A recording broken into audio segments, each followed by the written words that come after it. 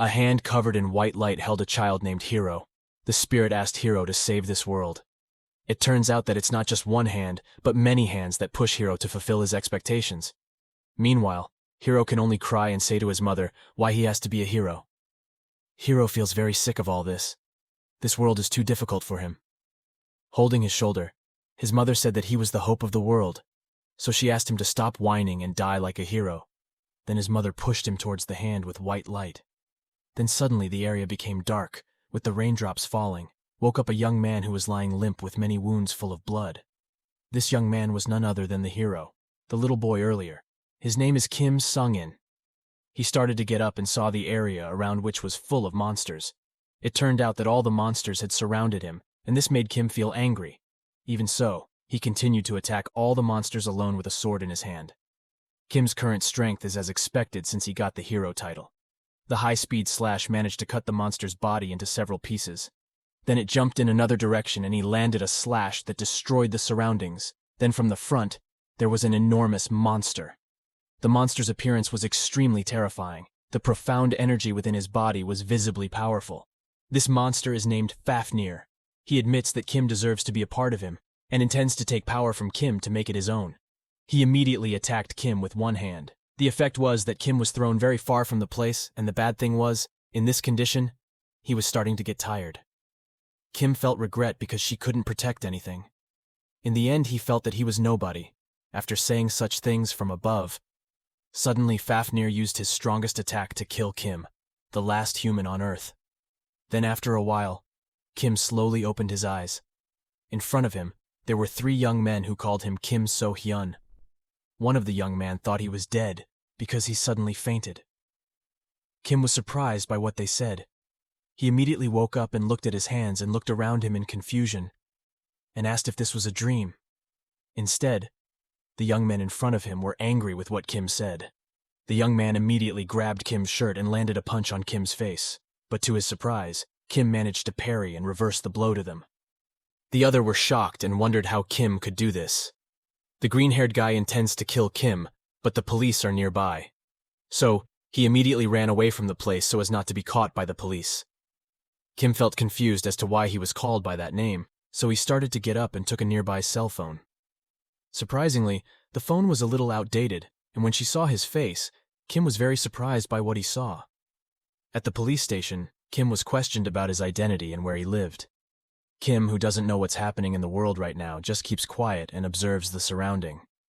When looking at the calendar, Kim was very surprised because this year is still 2022, even though, if he's not mistaken, he was in 2042, meaning that Kim returned 20 years ago, at the age of 19 to be precise.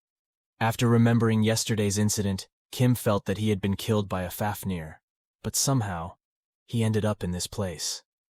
He wondered if this was just a dream created by Fafnir. But after thinking about it, he felt that all of this was a reality. So it turned out that he had really returned to the past.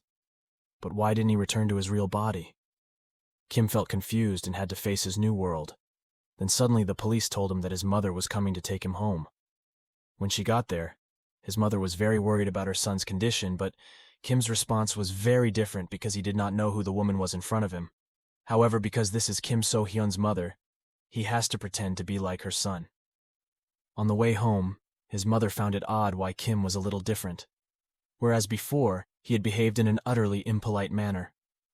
His mother asked whether he was being bullied by other people. Holding his hand, his mother said that she would not let it happen again.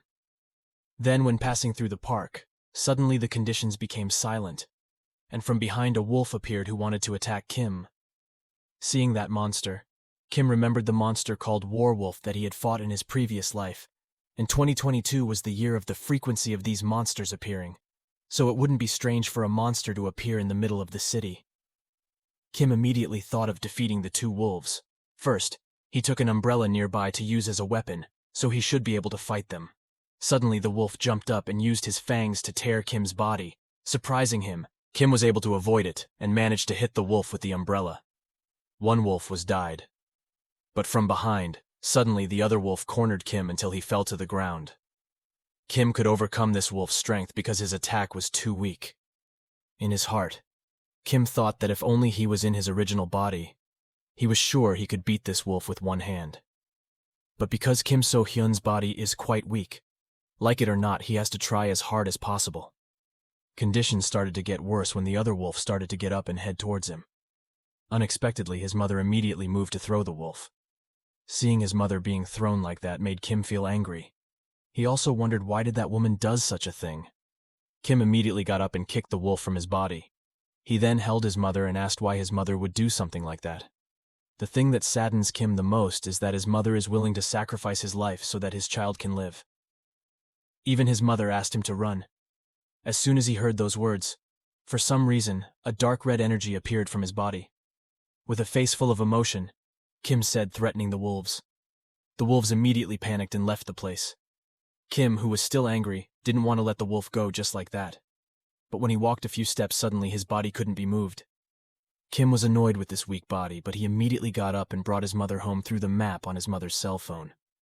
Arriving at home, Kim wondered again why he had to be born with a weak body like this, whereas in his previous life, he was the strongest awakener ever. At this hesitation, suddenly Kim's room gave off a strange light. From this light, the Tower of Trial asked for the approval of the user concerned, namely Kim Su-hyeun, to be able to enter the newly opened gate. Seeing that, Kim was very surprised because he could see the abyss, which meant that the owner of this body had the talent to become an awakener. Then Kim thought that he could repeat everything again using Kim So-hyeun's body. The good news was that he was able to enter the abyss much faster than in his previous life. Finally, Kim did not hesitate to start everything from scratch. Tower of Trial, or can be called Abyss, is a place where someone can be recognized as an awakener. If that person has passed the first floor and then climbs to a higher floor, then he can become strong. But in fact, the Tower of Trial had a more important system than the current floor. Then a notification appears that Kim Su-hyeun will undergo the first trial. The system asked Kim to set the level of difficulty for this floor. Surprisingly, Kim immediately asked for level 10. The reason why Kim chose level 10 was because the stronger the enemy he fought, the more rewards he could get. The second reason was because in his previous life his highest level was 8. Therefore, in order not to let the previous events happen in this life, Kim was planning to take a big risk. The first trial started. Kim was given several weapons as his main weapon. His opponent this time was 4 giant chickens, and he immediately picked up his sword and moved forward. A few hours later, someone encountered the wolf that had previously attacked Kim. The young man couldn't do anything. Then from there, a white light appeared from the roof of the building, which was none other than Kim. He appeared from there and kicked the wolf with an umbrella in his hand. Kim immediately executed the wolf in half. The energy within his body was now different from before. Now Kim looks strong enough to even finish off the wolf. He only needs one strike. Then surprisingly, his level reached 10. A few days later, in the Tower of Trial, there was quite astonishing news, because there was a new name that had never been listed in the previous rankings. The reason why Kim Su-hyeun is being talked about a lot is because now he is in first place with 2230 points. Most people wonder who Kim Su-hyeun really is. Kim was feeling nostalgic for this place because the Tower of Trial was a gathering place for awakeners around the world. However, it was his experience in his previous life that made him able to kill level 10 monsters. Kim got some great rewards, so he would use some of the money to buy some items. Kim immediately went to the general merchant's place. There, he immediately bought lap skills and transformation skills. The seller was surprised to find that he is able to know this skill even though he was still a beginner. With a smile, Kim immediately paid for the 2 items. This made the seller feel irritated and wonder where Kim got so many points. There are some rare items belonging to Kim. He also even has Magic Catalyst. This item is very rare and can be obtained at the end of the trial, but no one understands this. So that's why this item is quite rare, especially its function is to add some start magic and others. While identifying the rare items he had obtained, surprisingly there was someone behind him, this young man called Choi. In a previous life, Choi is a cold-blooded killer who once massacred a large guild. Knowing that, Kim's face turned pale because he didn't expect to meet Choi this soon. Even though his face is very scary, it turns out that he came as a newbie, and he saw Kim buying lots of good things. He then revealed that he wanted to form a party with Kim. Hearing that made Kim shocked, but he firmly refused because he had big goals. Afterwards, Kim performs a mission on the 2nd floor, where he immediately obtains Sayar Tribe, resulting in the Sayar tribe's wrath towards Kim. This leaves Kim at a loss as to how to fight them all. However, after seeing the system's explanation telling him to survive, it meant he had to fight it. Kim jumped down and faced Siar tribe one by one with the sword he has. Finally, Kim was able to split the lizard in half. Several Siar tribes have been defeated, which in the end the boss appears with a very fierce look. Kim jumped and threw a slash so powerful that it could cut him in half. With this victory, he can activate the power of Sharon 3D as treasure. Its function is to recover all damage and buffs received. Kim was relieved that he successfully completed this mission. If not, then he won't get a rare item like this, and the good news, with this necklace also increases a few starts. Then by using the game transformation skill, you can get a treat belonging to the Siar tribe. This skill is useful for increasing physical abilities based on HP and others. Coming home from the place, Kim was surprised by his mother who cooked delicious food. Kim wondered why his mother did this, but without saying a word, Kim ate it with gusto after dinner was over. Kim opened his computer and looked at the trending news lately, and it turned out that the trending news this time was about Kim Su-hyeun, who was ranked first. Kim was surprised because unexpectedly, there was news saying that on the second floor of the bargaining trial, Kim Su-hyeun managed to become first place and get 2,220 points. Seeing this, instead of feeling happy, Kim Su-hyeun felt irritated because he felt that the attention of the civilians and the hunters was making it difficult for her. Moreover, by becoming the first champion, there must be a lot of guilds after him. In the city of Gangnam Seoul, the guild office to be precise, it was seen that Choi was talking to a man. The man asked Choi if he knew Kim Su-hyeun, who recently became number 1. Even though Choi already knew and had talked to Kim Su-hyeun, he did not tell this man. The man said that at least Choi had to be vigilant and asked Choi to immediately go up to Tower Level 8. Choi is a new Awakener, but his abilities are on par with Tower Level 8, and just in case the man tells him that he will find someone who will help Choi in carrying out a raid on Tower Level 3. The man also said mysterious things. Choi and the man are planning, which is certain to be related to Kim Su-hyeun. In a different area, Kim Su-hyeun is completing several trials that have been requested by the system. Mission after mission was successfully completed by him in a few days, and the most amazing thing is that he managed to perfectly complete the 9th floor trial. Feeling bored with this situation, he intends to travel to a faraway place, and the destination is a rural area. Before leaving there, he said goodbye to his mother that he might not be coming home in a few months. The story continues.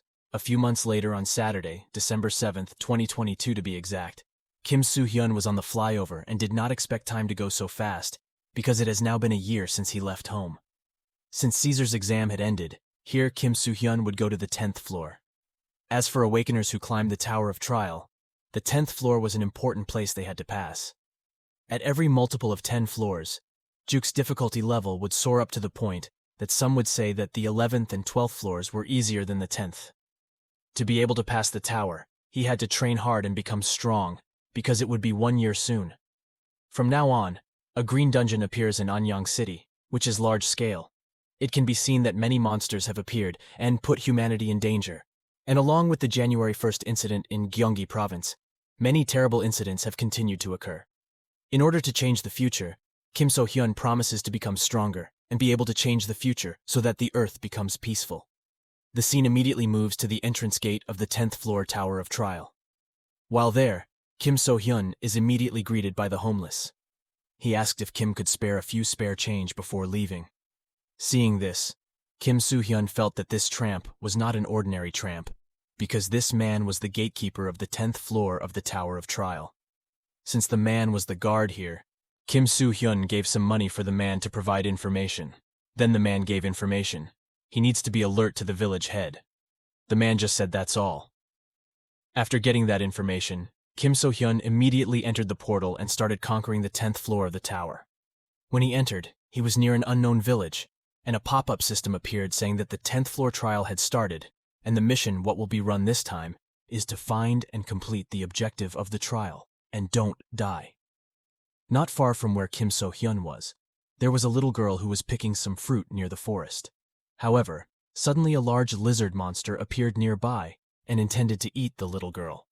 Luckily, at the right time, Kim Su-hyeun came and managed to save the little girl and finish off the lizard monster. Feeling that this place was not safe, Kim Su-hyeun took the little girl home, but when he arrived, instead of thanking, her mother assumed that Kim Su-hyeun was a kidnapper. Feeling strange about this, Kim Su-hyeun then left. The system then explained that Kim So-hyun was in a mysterious village that was experiencing a crisis. Then the system asked Kim Su-hyeun to save this village from the crisis that occurred. Kim So-hyun must survive. When examining notifications from the system, Kim So-hyun felt something was wrong. The mission this time will be very dangerous, and to start this mission, of course, Kim So-hyun needs information from residents about the crisis they are experiencing. However, finding out the information would be very difficult, as it was seen that the residents in this area kept their distance from foreigners. Even though they are NPCs, in the Tower of Trial, they are similar to real humans. That's why so many people failed to complete the level 10 floor. Kim So-hyun remembers an incident in the past that he had experienced. Because there were no residents here, Kim So-hyun took shelter under a tree, while waiting for the residents to carry out their activities as before. Not long after, suddenly someone came to him. It turned out to be the little girl he saved this morning. The little girl gave food as a gift for saving her, and this condition was used by Kim So-hyun to ask the little girl about the crisis they were going through. An ordinary approach would look suspicious, for that Kim So-hyun gave her food so that the little girl could tell information about this village. While eating, the little girl said that the residents behaved like that because they were afraid that Kim So-hyun was a thief. She said that the village was experiencing a food crisis. It was true that the conditions in this village were very difficult, but the residents had survived this long thanks to the village head. The residents think that the village head is a hero because with his abilities, no monsters can enter the village. Seeing this, Kim So-hyun became even more suspicious of who the village head really was and whether he was a good person or a bad person. Suddenly the head of the village came to him and told Kim So-hyun not to feed anyone without his permission because it might cause temporary discord. Kim So-hyun explains that he is here by accident. Kim So-hyun asked the village head to allow him to stay here, but the village head refused because the villagers did not like outsiders. Kim So-hyun doesn't run out of ideas and offers his food as long as the village chief gives permission to stay in this place for a few days. Finding this out, the village chief couldn't resist and took him to an empty house so Kim So-hyun could rest. But before that, Kim So-hyun believes that this town had an unusual ritual in which a sacrifice was offered to the Earth's god every 3 days. They believed the sacrifice was done to keep the monsters from approaching villages. However, every 3 days the people must make a sacrifice. Kim So-hyun is growing more skeptical about the village chief and the reason why such heretical rules continue to be practiced today.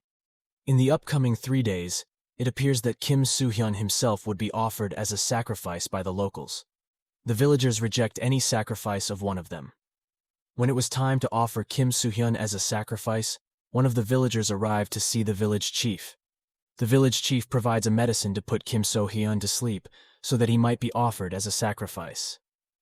Kim So-hyun slipped into a trap 3 days later and passed out as the locals started the sacrifice ritual. Shortly after, the village chief quickly sacrificed Kim So-hyun to the god by throwing him into the depths.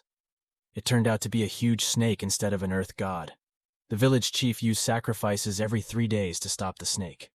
So in conclusion, the village head lied in order to be considered a hero for the villagers, even though he was actually a cruel person who only believed in his own ego. One day after Kim So-hyun's sacrifice, the village head came down to confirm that Kim So-hyun was dead.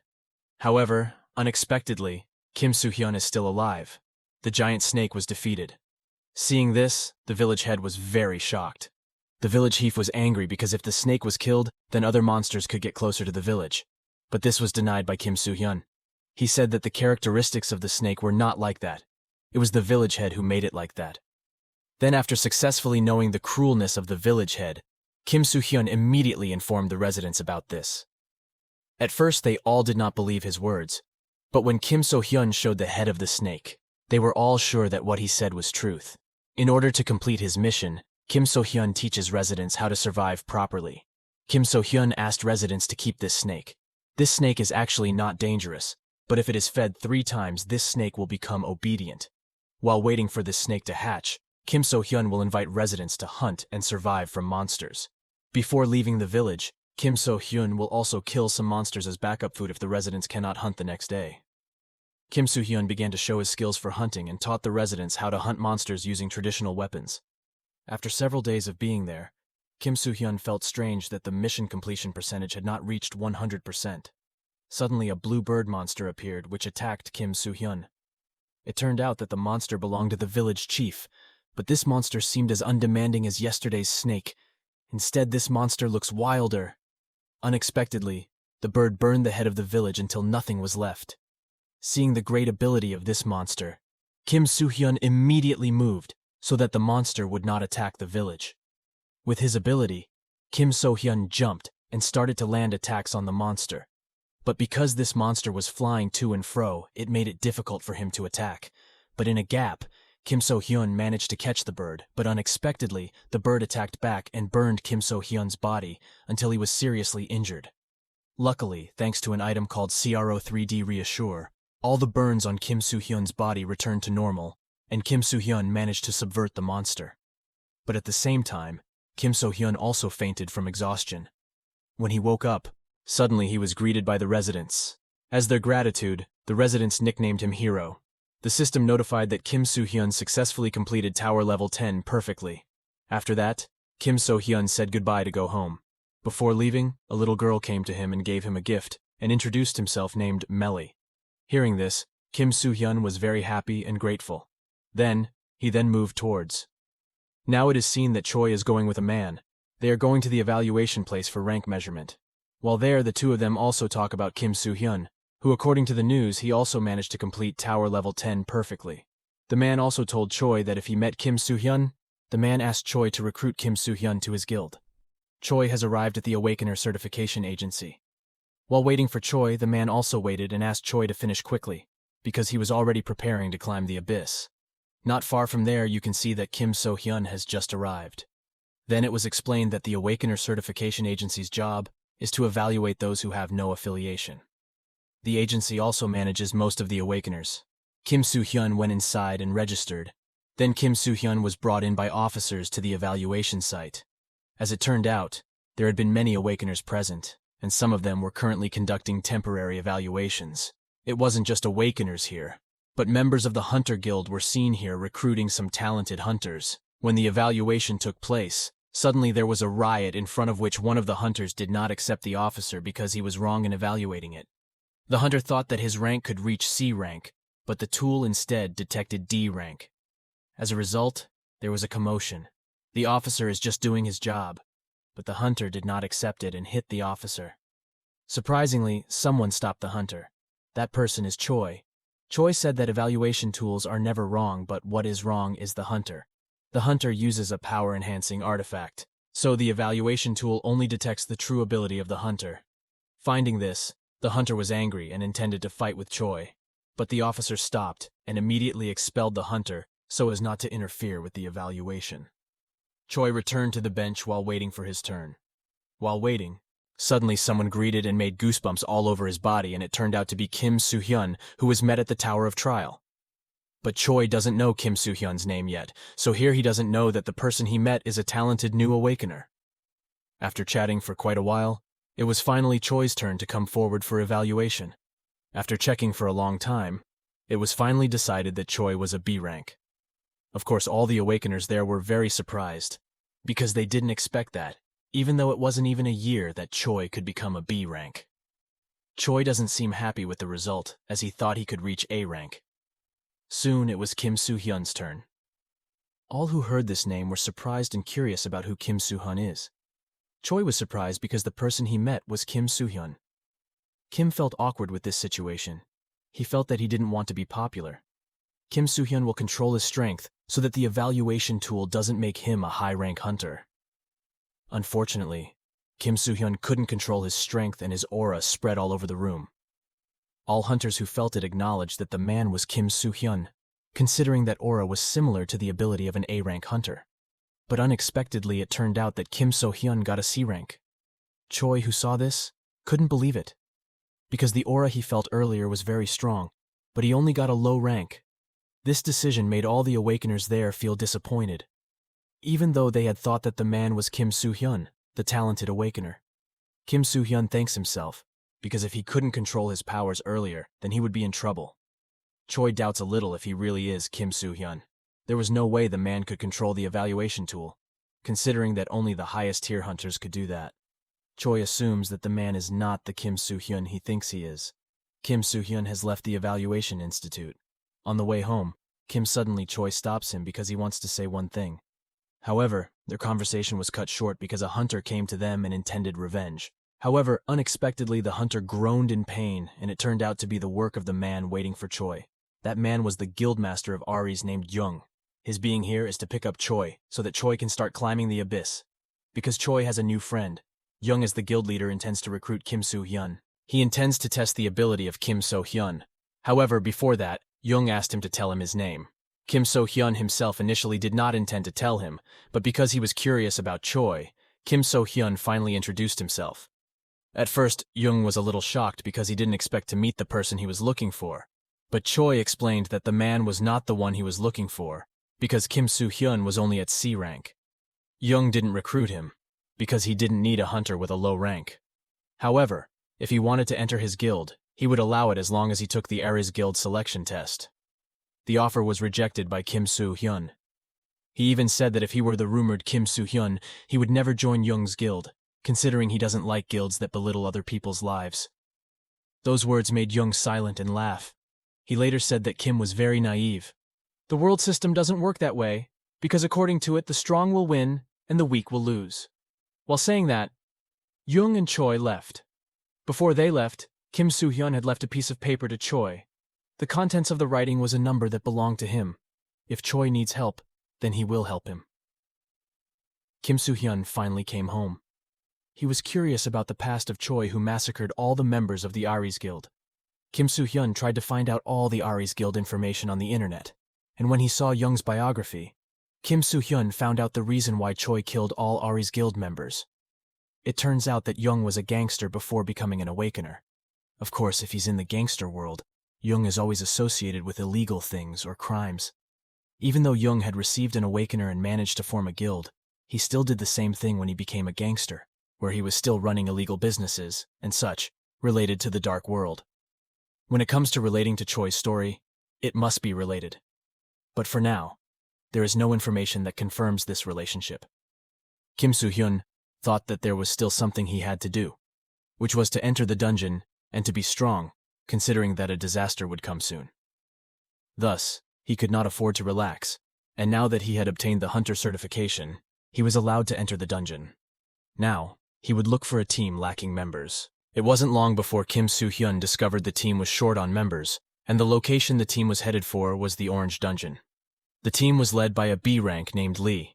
He was very surprised because he didn't expect a talented hunter like Kim Su-hyeun to join his guild. But when he re-examined it, it turned out that it wasn't the rumored Kim Su-hyeun. Even so, Lee still accepted it because Kim Su-hyeun is C rank. Then before leaving for the dungeon, it was explained that there were several dungeon levels, where the order of the dungeon levels was arranged in rainbow colors. If the dungeon they entered was closer to purple, then the level would be even higher. Now, what Kim Su-hyeun is going to do is the Orange Dungeon. This dungeon was the second tier, so even if all members were only average C rank and D rank, this dungeon was safe for them. Before long, while explaining this, they introduced themselves to each other. In turn of Kim Su-hyeun, everyone was surprised. But all misunderstood, and it was finally explained that the man was not the rumored Kim Su-hyeun, but a newbie who was doing a raid for the first time. Hearing that, all were very disappointed and slightly mocked him. After explaining each of their abilities, finally Lee as the head of the guild started their adventure. The reason why Kim Su-hyeun chose this team is because in the future, on January 1st, 2024 to be exact, all party members died in the dungeon. However, all members died not because of monsters, but there was a killer in those members. And to change the future, Kim Su-hyeun will observe which of the members is the perpetrator of the murder. Before long, they started to enter the dungeon. When they were inside, they were immediately surprised by the presence of the Cyclops. Seeing this, everyone was very surprised, because it was impossible for a Cyclops monster to be in the Orange Dungeon, because the average person who could kill a Cyclops was a high-rank hunter. Apparently, this dungeon is not at the orange level, but at a level above it, because not only can humans get stronger, but dungeons can also evolve according to the strength of the monsters in it. Encountering this unexpected thing, Lee asked everyone to stand down, as this monster could not be faced by them. The other hunters started to panic about this situation, and as a result, the cohesiveness of the team was divided. Unfortunately, the monster took advantage of this panic to attack. But fortunately, Lee can stop the attack. Because the level is far adrift, Lee was successfully thrown until he was seriously injured. This incident made everyone panic. If Lee can't deal with it, then it's over. Kim Su-hyeun, who didn't expect this, couldn't help but have to help them in order to be able to fight the monsters, because if evolution occurs, the dungeon doesn't exist again before defeating the boss. Kim So-hyun asked everyone not to panic and work together to defeat the Cyclops. But at the same time, suddenly lots of monsters came. This situation makes it difficult for them, and the only way to get out of here is Kim. So Hyun must use his strength to defeat the Cyclops. Kim Su-hyun immediately jumped and looked for a gap to kill the Cyclops because according to the data, even though a Cyclops is a strong monster, if it is attacked by its weakness, this monster will die instantly. The weakness of the Cyclops is the eyes in his hands. Kim So-hyun immediately slashed the Cyclops in the eye, but it turned out that he had slashed in the wrong hand, trapping him in the monster's grip. Everyone who saw that couldn't help, because they were now also facing a large number of monsters. Kim Su-hyun used his ability gained from yesterday's mission. Kim Su-hyun was able to escape easily from the monster's grip, then because he felt carried away, Kim Su-hyun slashed all the monsters that were near him. At that time, Lee, who saw this, couldn't believe that someone with a C rank could be that strong. Kim Su-hyun, who was still carried away, was still attacking all the monsters until nothing was left, and he made the final slash to be able to defeat the Cyclops monster. All the members who saw this couldn't believe that Kim So-hyun was such a powerful hunter, but Kim Su-hyun just said that he was just lucky. The unexpected incident made everyone tired. Lee then decided to rest for a while filling up energy for the next fight. While resting, Kim Su-hyun was approached by Hunter Ye-yoon, where here Ye-yoon asked Kim Su-hyun, did he not feel strange with the members of this team, especially with Chairman Lee and Vice Chairman namely Baron? Ye-yoon thinks that Lee is a bad person who intends to rob all the guild members. Kim Su-hyun didn't respond anything, and he just said that he understood. Then unexpectedly Kim So-hyun came to Lee and intended to say something to him. Lee asked all members to follow him and they walked through the cave. Baron asks Lee what his plan Kim talked about earlier. Lee replies that the plan was abandoned because something more dire awaited them. They arrived at the big door. Then Kim started to show suspicious expressions to everyone, because this was the time when they started to show their true intentions. Without the slightest doubt, Lee opened the big door. They started to enter the room, and when they looked ahead, they were very surprised because in front of them, there were many golden doors. They thought that the door was the way out. One of the members who felt tired went straight to the door. Lee tried to stop him, and as a result the dungeon trial system was active and would start soon. All the members were very surprised. In contrast, Kim was already aware of this. If they want to get out of this place, they are required to complete certain conditions. Instead of just killing monsters, the system asked them to have a choice in this exam. The first test is to choose to face monsters, or choose to run away from monsters. Of course, many members choose to run away because they have no chance of winning. On the other hand, there are those who are optimistic about winning to get quite a lot in return. Baron was very annoyed, and asked them all to be quiet. But he didn't have any way to deal with it all. Instead, Lee asks Kim to decide for this, since it was previously Kim who could bring them here. Kim chose to fight. Kim explained that the reason why he chose to fight was because if he chose to run away, then they would have no way to attack him, which means if they were caught, they would die. In addition, Kim is still unsure about the door, whether it is an exit or not. So it's better if they made a strategy to deal with those monsters. After hearing the plan, Lee immediately asked them to go to their respective positions. The exam began. From above, a yellow light appeared and fell to the ground. The opponents this time were quite diverse and also strong. Monsters start to attack them. Even the initial attack can make Lee a little hurt. Lucky Kim can help him. Then, they worked hard to maintain their position while slowly killing the monster. A few minutes had passed. They managed to withstand the attack of the monster, so they have to survive even longer to be able to complete this mission. Then suddenly appeared the silhouette of someone secretly watching them. The golden door opened, causing all the members to be confused. There it was clear that one of the guild members wearing a robe had been stabbed by a sharp object. This surprised all the guild members. Lee suddenly shouted to stop. Then for some reason the monsters that attacked them slowly disappeared. The notification says that the first method was force terminated. Instead, in 10 minutes, the second method will start. They were asked to leave through the door. The female members started getting sad and angry for it to be like this. Bareun and Lee are starting to worry about this second method because they have lost a lot of HP and stamina. They thought that in this second method, the monsters were stronger than before. Bareun also thinks positively that in this second method there must be a trap, so they only hope for that. However, Kim's response was different. He asked his friends to go towards the door. There are some members who refuse to wear it in front of one of the guild members as died, and maybe the door is a trap. Kim immediately explained that all of that was just a trick of the system. Supposedly people who climbed the tower like them knew this from the start. Not only that, instead of giving up their lives, they should try to get to that door. Lee supports this decision. Finally, they want to go to the door. As they walked to the door, Kim surprisingly didn't follow them all. Those who knew this were very surprised and asked if Kim would fight all the monsters. Kim replied that he was not alone, he would be with Ye-yun. When looking at the door, Kim immediately closed the door. The reason why he did all that because he had promised before. Ye-yun felt depressed and dropped her body to the ground while asking Kim to open the door. Then, this is where it is revealed. Why Kim keeps Ye-yun away from others wearing Ye-yun is from the Damn Guild, a group of the worst killers ever. It is also known that the guild is the place of all future crimes. For the time being, the guild's name was not very well known, but a few years later, they would become a threat to humanity that could rival disaster. And Kim's plan is to destroy the guild before it becomes big. Before entering this dungeon, Kim had observed that all of the three people whose character was the worst was Ye-yun. Even before that, Ye-yun used the robed members to initiate the first massacre of the guild.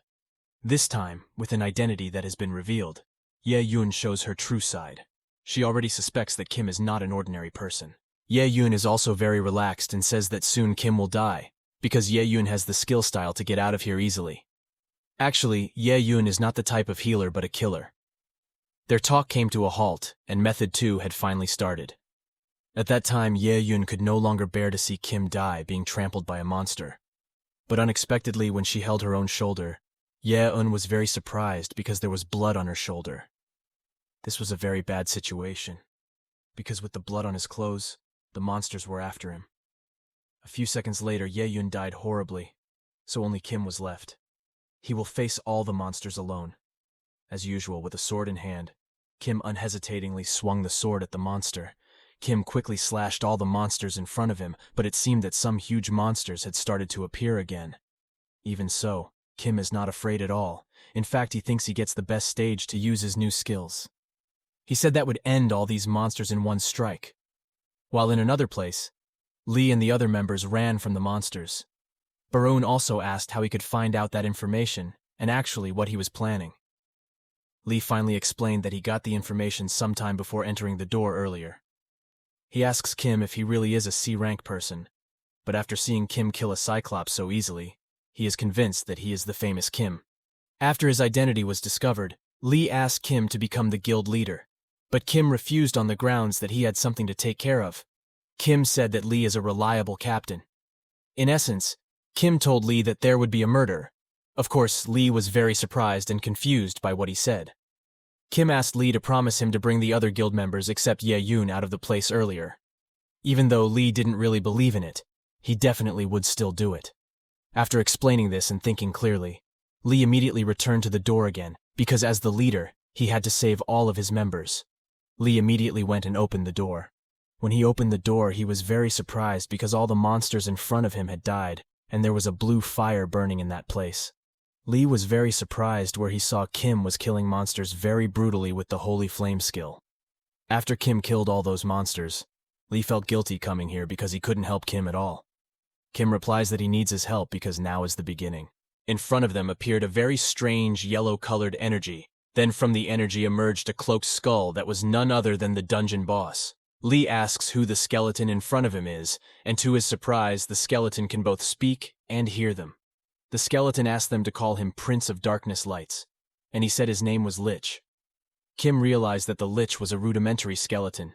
Kim immediately provoked him by taunting him that he was just a failed product. The Lich immediately felt angry and released energy into his staff. He awakened some monsters from his dark energy. Kim says he provoked the Lich into targeting him, so Lee won't get hit by the monster. Kim asked Lee to watch from behind only. He jumped towards the flying lich, but it was very difficult to attack him with his sword. Then Kim used Holy Flame to kill the lich in one strike. After the big explosion, in fact the lich had not died, not even a scratch. The lich said that the holy fire could indeed hurt him, but if it didn't hit his body then the attack would be meaningless. Then Kim's sword turned black after being hit by the dark energy. The lich didn't seem to care about that because he would kill him. Within 5 minutes of being seen here, Kim managed to counterbalance the attack from the lich flying through the air. Lee felt useless, and only saw Kim trying alone. He thought if he advanced then he would be a burden.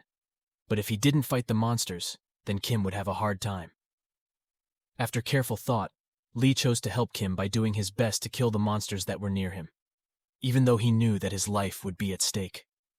Seeing this, Kim was very surprised, and what surprised him even more was that he used his holy flame to fight the monsters. He gets excited and heads straight to Lee's place to apologize. Kim said that with his current abilities, Lee was already able to defeat undead monsters. For now, they will overcome the obstacle, and after that they will defeat the dungeon boss. But before doing all that, Kim told a very important plan to defeat the dungeon boss. Then the two of them started lunging at the monsters. To cover Kim's movement, Lee jumped up and swung his sword at the lich. In contrast, behind, Kim used his holy flame to take the two combined attacks. The lich thought whether such an attack would hit him, and this is where an interesting combo occurred where Lee was not targeting the lich. Instead, he deflected the holy flame using the Tempest sword. Finally, exactly right. The holy flame had hit the lich perfectly. Not stopping just like that, Kim and Lee used unexpected attacks again by using Lee as bait, and from behind Kim, swing his sword straight at the lich. But his sword was destroyed because it was rusty. Instead, Lee carried out his powerful attack, slashing the lich until it was able to cut it in half. The reason why this combo worked was because the lich only focused on Kim's attacks. From the start, Kim had expected it. Dan would leave the final blow to Lee. Then before his death, the lich said that all this is not over yet, because when the darkness closes the sun, their king will be born, and he will plunge Kim and Lee into the realm of misery. Kim and Lee had exited the dungeon. When they were about to gather with other members, they were surprised by Barun and others who were interviewed by the rescue team journalists.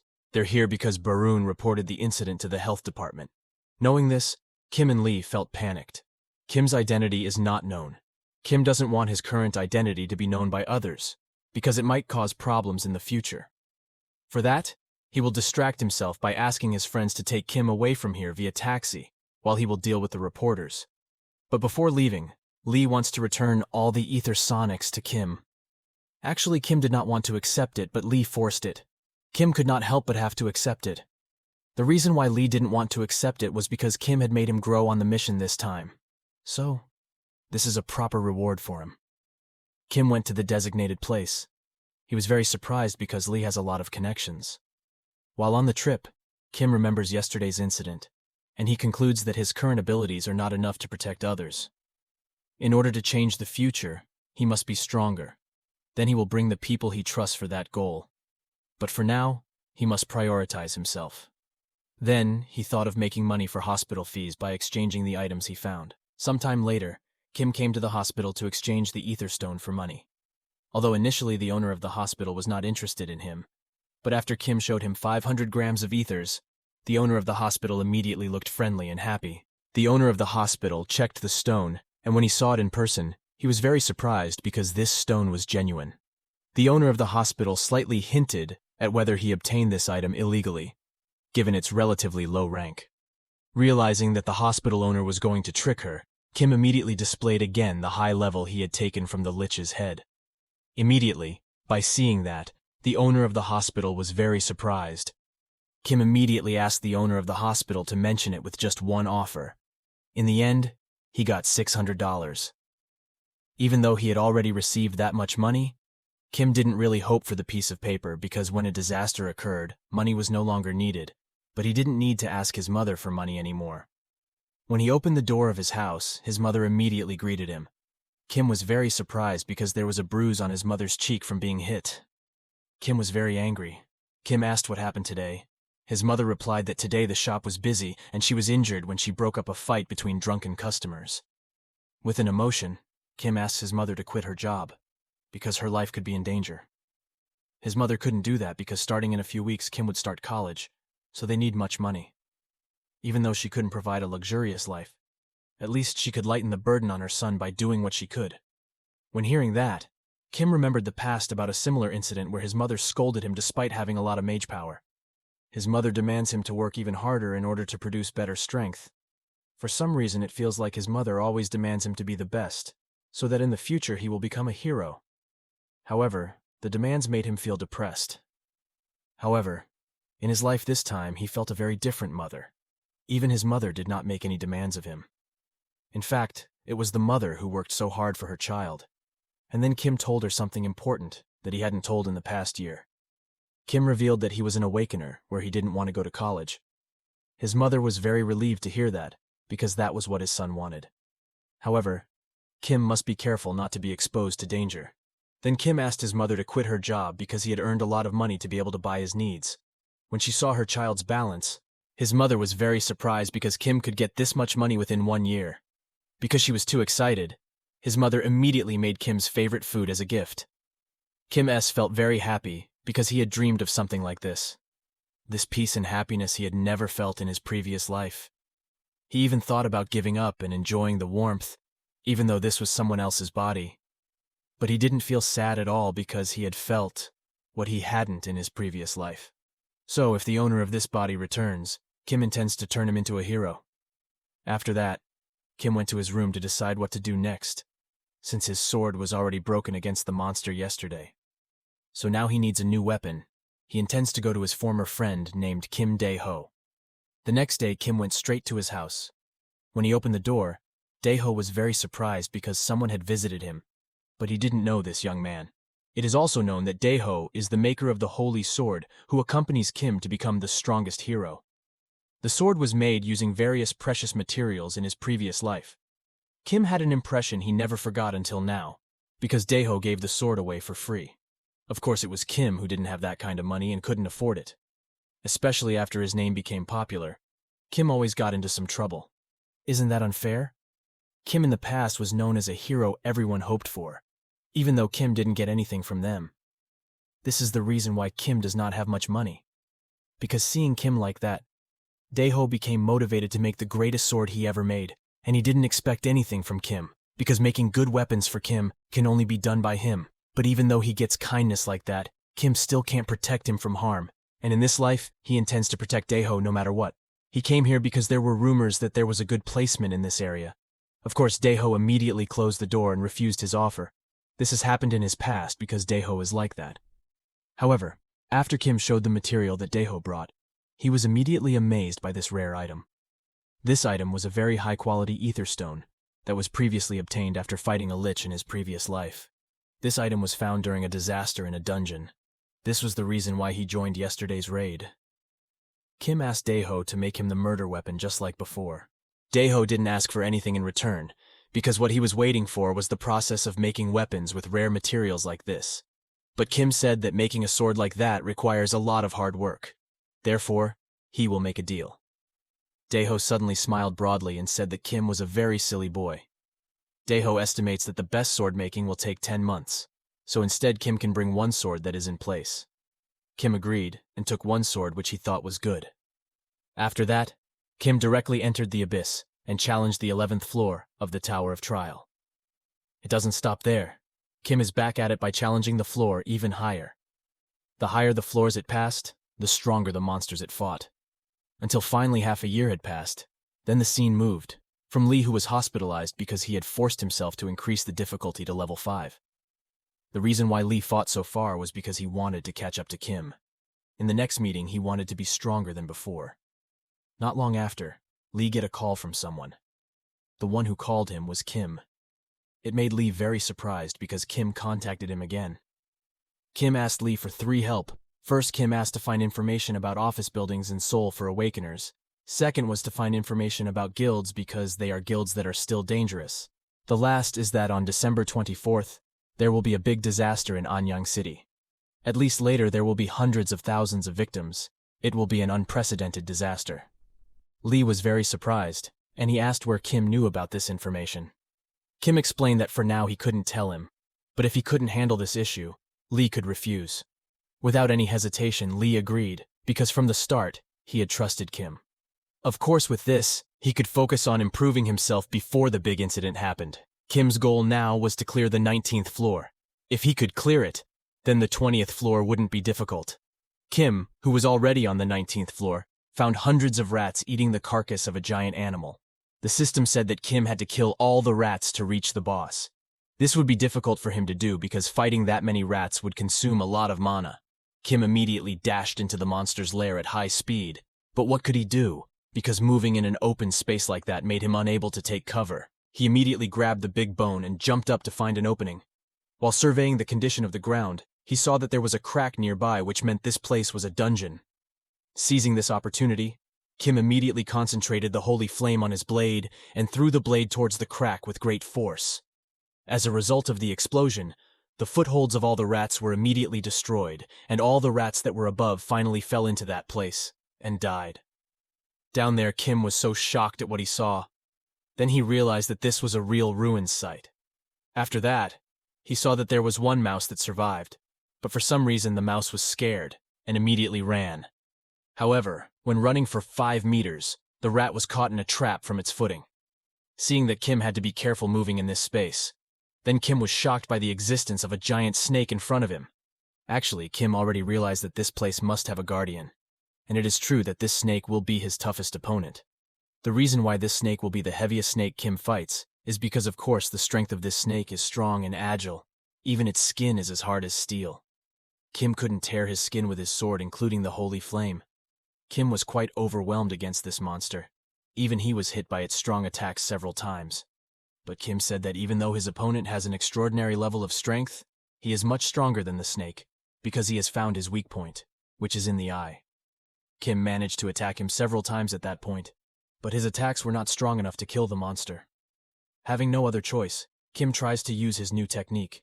He emits blue energy. From above appears a large blue bird similar to an olive flame, and it turns out that this bird is an evolution of the olive flame technique that was previously obtained on the 18th floor. Uniquely, in this skill, he can give orders. And what's more special is that the damage is 10 times stronger than the holy flame. But the side effect of this skill drains half mana. Kim immediately ordered the bird to penetrate the body of the giant snake. Surprisingly, the skill was able to make a hole in the very hard snake easily, and with the defeat of the dungeon boss, he was able to go up to the 20th floor. Before there, Kim went to Daeho's place to get his sword. Kim So-hyeun finished completing the 19th tower, and to complete the 2nd tower level, Kim Su-hyeun must get stronger because the difficulty of level 20 is twice that of tower level 10. Before going there, Kim Su-hyeun needs a new, stronger sword from his current sword. Kim Su-hyeun meet with Lee to discuss whether he already knew the information he had requested beforehand. But before that, Kim So-hyeun thanked Lee for giving him a house and some luxurious facilities. During the conversation, Lee said that he could arrange a meeting with the director of the agency for next month if Kim Su-hyeun would tell him about what will happen in the future. But here, Kim Su-hyeun did not give any response because even though he received help, the incident could not stop his death. Kim Su-hyeun changed the subject of the Dome Group and explained that although he had searched several places, he had not found any information.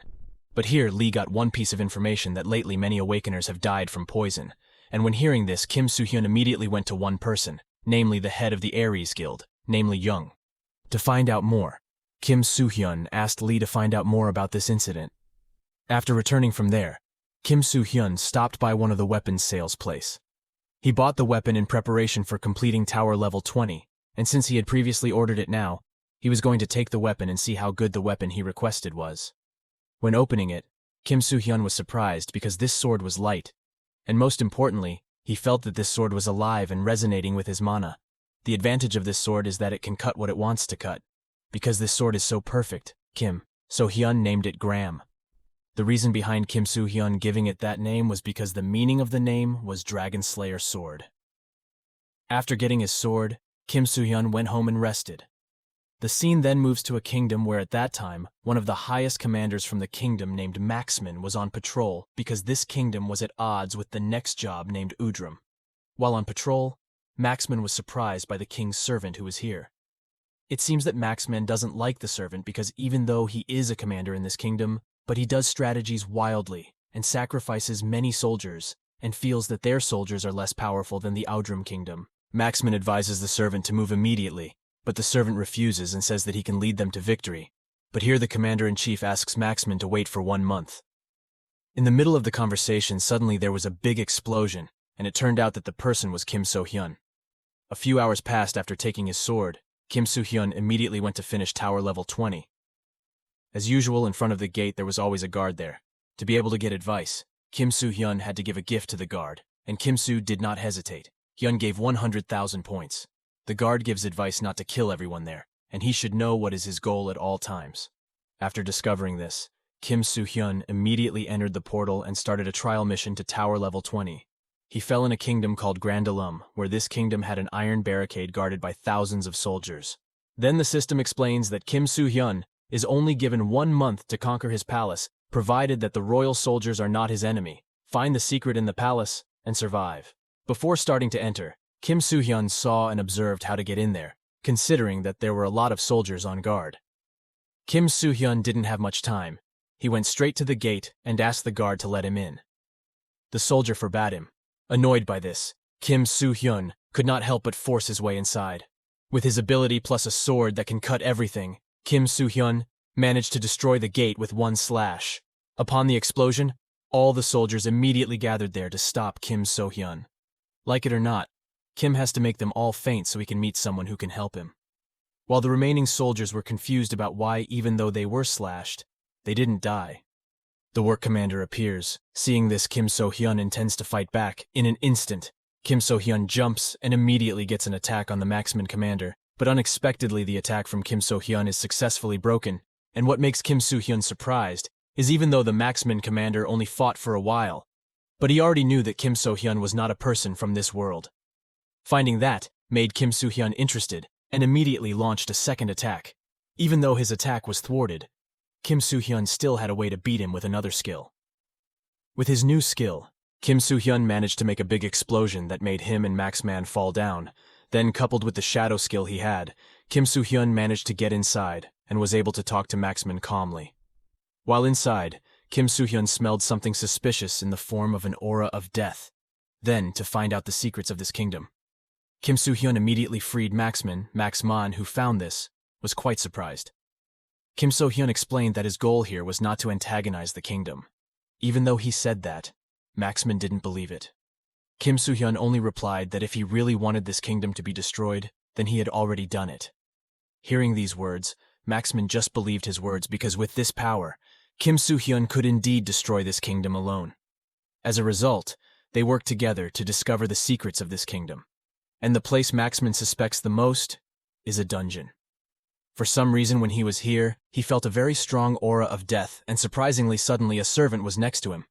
The servant asked Maxman why he was here together with an intruder. Maxman was at his wit's end. He could only remain silent, while Kim So-hyun suddenly slashed the servant to the ground. Seeing this, of course, Maxman was angry about what he was doing, and asked if he wasn't here to find out secrets, not against the workforce. But again there was something surprising, which suddenly the waiter got up and took the form of a skeleton, didn't he? Human. Kim So-hyun already knew this from the start, so he slashed the waiter just now to make sure whether his guess was correct. Different from the lich he fought before, the current lich was much more dangerous than before. Because the plan was disrupted, the lich intended to kill them both.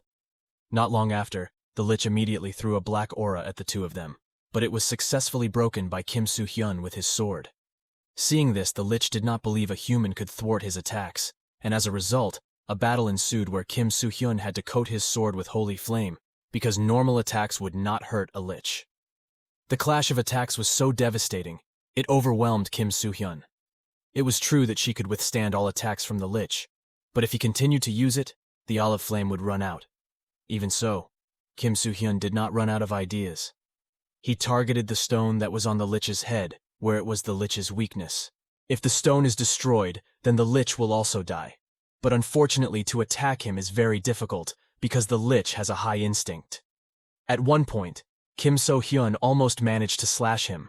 However, it was a shame, because the black aura was blocking it, so the attack failed miserably. Kim So-hyun started to get confused, even though the lich was so strong. But why didn't he attack him?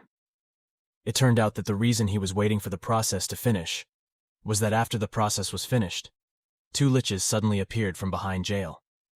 Seeing this, Kim Su-hyeun and Maxman were shocked. Kim So-hyeun also finally understood their goal. Of course, judging from the data, the goal of the liches in this job is to find human sacrifices that fell from wars. And since a month ago, it turned out that the liches had killed the king and controlled him so that the war with the kingdom continued, so that there would still be many victims. Hearing this fact made Maxman angry and intended to take revenge, but unfortunately because the liches were getting serious, they immediately used an ability called Darkness Guidance. This skill is a black aura that can curb someone to death. Kim Su-hyeun immediately acted using the Holy Flame ability, but unfortunately this ability had no effect on the skill. The two of them were lucky to still survive thanks to Maxman's ability. Of course, this surprised the liches, including Kim So-hyeun, because the one who could destroy the barrier was someone who had holy power, and it turned out that the reason why Maxman was able to break the attack was because he was a holy knight. The battle continued. Kim Su-hyeun immediately carried out an attack to stop the attack from the lich, while Maxman as support would help Kim So-hyeun carry out the attack. But because of the situation, Kim Su-hyeun asked Maxman to go take the soldiers out of this castle. Kim Su-hyeun brought out his full strength, and so could fight one lich after another. Kim Su-hyeun would destroy buildings to break them up. The lich chief immediately ordered the other two liches to immediately take care of the altar guard, because if the altar was destroyed, the Lich King's summons could not be performed. In an instant, Kim managed to cut and make him die. Seeing this, the lich got angry and landed an attack on Kim Su-hyeun, but at that time Kim Su-hyeun managed to escape the deadly attack. Seeing Kim Su-hyeun, who was exhausted, the lich asked him to stop because his resistance was futile. But here Kim Su-hyeun just smiled and said that it is not over, because from now on he will seriously fight it. Meanwhile, Maxman, who saw Kim Su-hyeun was tired of fighting alone, wanted to help. But Kim So-hyeun said not to interfere because he already helped him enough. Now, Kim Su-hyeun managed to copy the power of Maxman with the power of the Holy Knight. Kim So-hyeun was able to fight the lich seriously. Meanwhile, the lich who knew about it immediately awakened the dead troops into undead. That way, he can keep Kim Su-hyeun from following him. However, thanks to Maxman's help, Kim So-hyeun can focus on fighting the lich. Attack after attack was carried out by Kim So-hyeun, until finally Kim So-hyeun managed to inflict a serious wound on the lich. Lich doesn't believe in this because in a century, no one has been able to beat him. But why can a human like Kim So-hyeun beat him? Feeling that he had wasted a lot of time, Kim So-hyeun immediately slashed at the stone on his head. But in fact, the lich was not dead. He just couldn't move. In this state, the lich said that it wasn't over yet as there were still many liches who would still plan to summon the Lich King. Kim Su-hyeun was already aware of this, for that from now on he was prepared to kill the Lich King with his hands. While saying that, Kim Su-hyeun slashed at the lich until there was nothing left of it. While another lich resisted, Maxman, who knew this, was very angry and took out a shield, but at the same time Kim Su-hyeun came and immediately hit him until he fell down. The story of Man from Hell begins on a night filled with stars, where the silence of the night in a luxurious hotel is broken by a scream of a woman's voice, which makes a shirtless man wake up from his sleep. The man is the main character named Ye Feng, who is confused by what sound he heard just now. Ye Feng was also very surprised when he witnessed a beautiful girl who was next to him at that time, and apparently the voice came from the beautiful girl. The girl looked angry because she thought that Ye Feng had done something bad to her, even though Ye Feng himself had absolutely no memory of what had happened. Ye Feng's last memory is the moment when he was in the middle of the universe, where he, who is a demon god of hell, was carrying out a fierce battle against 3 overlords to fight for the throne of hell. His memory stopped there, and right now he was confused because he couldn't know anything for sure. But what was clear right now was that he was in the body of a weak human named Ye Feng.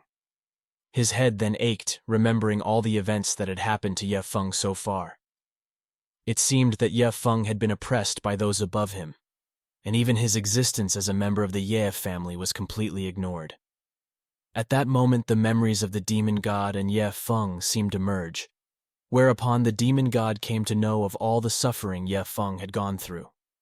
When he finally got the human's memories, suddenly a pillow flew right into his face, and it was from the previous girl who was angry because she thought that Ye Feng was the first person to have snatched her honor.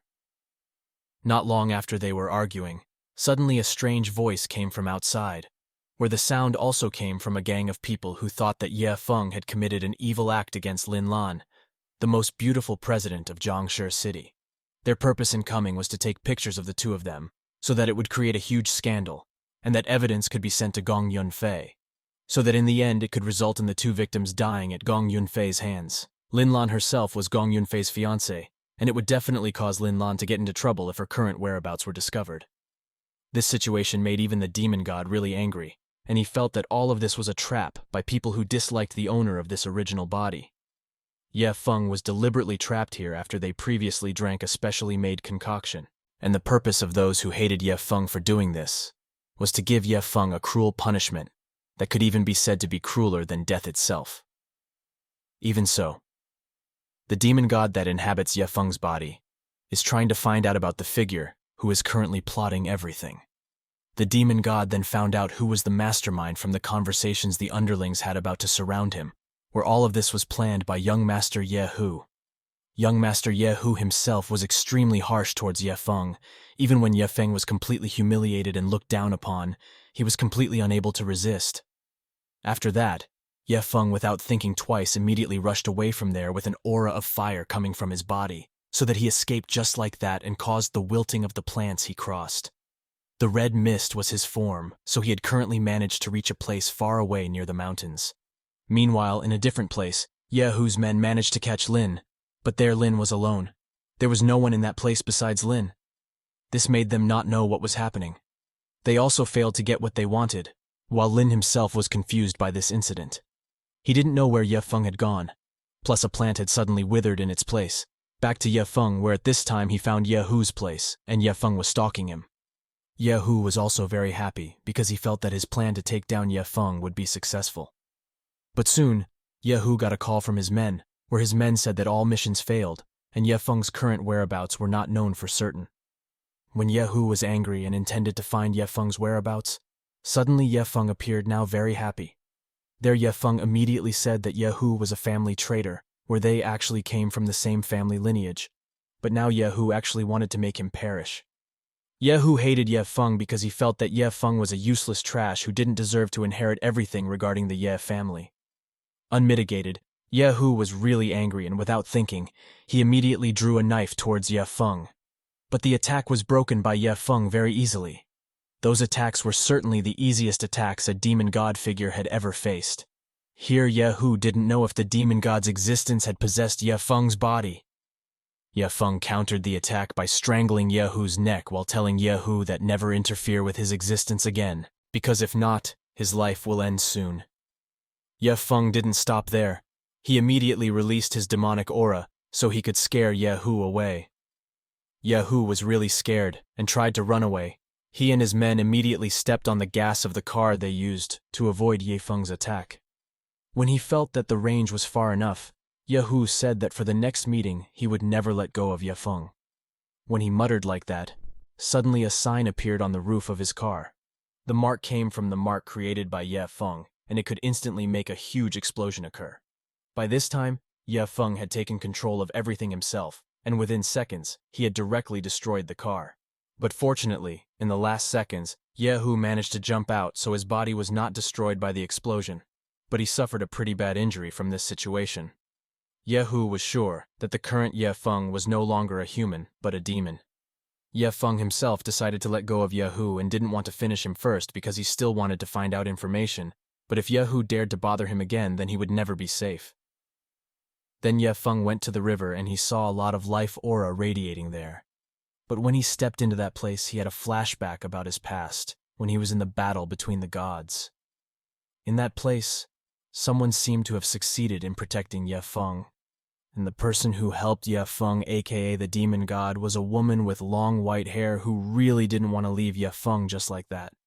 The figure of the woman herself is called Huang, someone who always and always does anything for Ye Feng's needs. Huang even said that he didn't care what happened to this world. He would only follow Ye Feng wherever Ye Feng was, never caring whether he lived or died. Huang was the type of person who was really loyal at that time. Ye Feng had to lose a precious figure in his life now that he was reborn. Ye Feng also thought that Huang might also be reincarnated like him, and after that Ye Feng really starved. He would immediately increase his demonic abilities and absorb all the life aura that was around him. First of all, he will absorb living things in the river. Even though this body is very weak, Ye Feng motivates himself to become much more powerful and return to being a very feared demon king.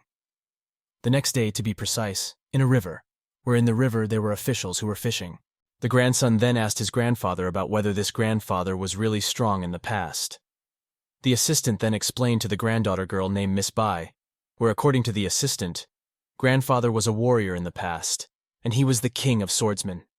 Even if he is now old, he is still capable of dealing with ordinary special forces.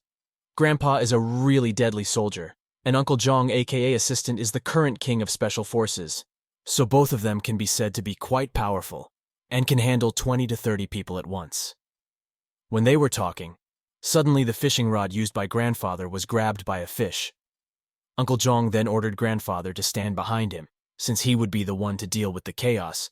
The attacks started being carried out by grandfather's men, but one by one the attacks couldn't hit Ye Feng. Even the guards now had to be overwhelmed by Ye Feng. Uncle Jong was to the point of being rendered helpless, and he did not expect that this Ye Feng would be able to stop the various bodyguards that were here without even moving from his spot. Suddenly, there was a figure of a guard who tried to attack with his feet, but the attack was easily broken, unmitigated. The attacks launched by the guards were now gathered by Ye Feng together, but still none of them managed to injure or even miss Ye Feng's body. Even now the guards fell to their knees because they could not withstand the greatness of Ye Feng. When Ye Feng faced them, the guard earlier also released his fire skill and directly attacked Ye Feng, causing a huge explosion to occur in that place. But in the end it was the guards and Uncle Jong who had to suffer defeat. Even so, inside Ye Feng he was saying that these people were quite strong, and surely fighting people like this made him think that this was a very good start to exploring this world. When Ye Feng started to get serious, suddenly the grandfather was humble. He said that he was very sorry for this incident. He was trying to apologize and compensate Ye Feng for the attacks his guards had carried out. Grandpa did this all because Grandpa realized that Ye Feng was not an ordinary human figure. Moreover, Ye Feng was able to destroy Zhong's arm with just one punch. Grandfather thought that surely this would be a very rare opportunity for the Bai family to benefit greatly from Ye Feng's powerful presence. Or else they basically wanted to get Ye Feng to cooperate with their family. Ye Feng also welcomed it very well when he said that he was from the Ye family. But when he was close to the old man, he felt a scent that emerged from the body of the old man, and that smell was the smell of death. Or clearly this old man would die in a very short time. The near future, said Ye Feng. Even though this grandfather looked healthy and fine at first glance, Ye Feng could see that this grandfather was suffering from a serious illness. Hearing Ye Feng's words that this grandfather was dying made his subordinates and grandchildren feel worried. They also said that Ye Feng was too presumptuous and shouldn't say those things. Even so, Ye Feng now unceremoniously left there with an indifferent look as he gave a warning, believe it or not. It's up to you. I'm just giving you a good warning. The grandfather then said that previously when Ye Feng approached him, the grandfather felt like he was in close proximity to a ferocious ancient beast. Grandpa himself said to Zhong that Ye Feng's figure reminded him of the legend of Ace's army. That army came from the god of war Long Ya. It was a mythical figure that had been missing for many years.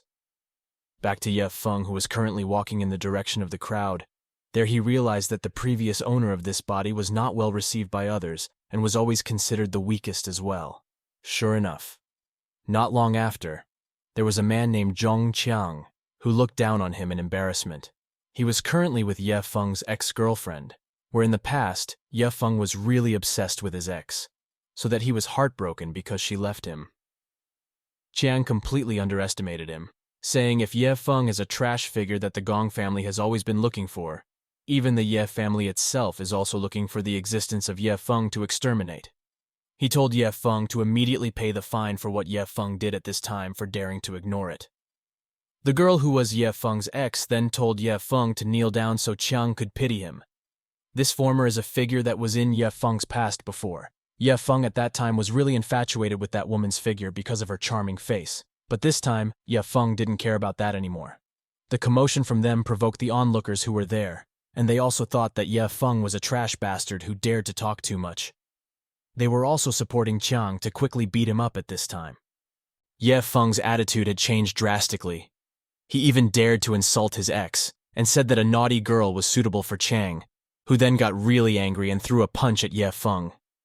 Then when Chang was about to beat him, suddenly the figure of goddess Bai Yi, who was the granddaughter of the previous grandfather, now said, "If Ye Feng is her boyfriend, and anyone who dares to disturb him will deal with the Bai family." Chang really couldn't do much because Bai Yi was from the very respectable Bai family. The students there were also very surprised by this situation. How could the popular girl from Jiang City University date Ye Feng? Even so, Bai Yi still convinced everyone that Ye Feng was her true boyfriend at the moment. This situation also made Chang immediately apologize to Bai Yi. But even so, Ye Feng didn't want to be cared for like that. He immediately approached Chang, saying that Chang, don't ever bother him again if Chang doesn't want to die. Not only that, Ye Feng also said that his ex used to have fun with him, so Chang only got the rest.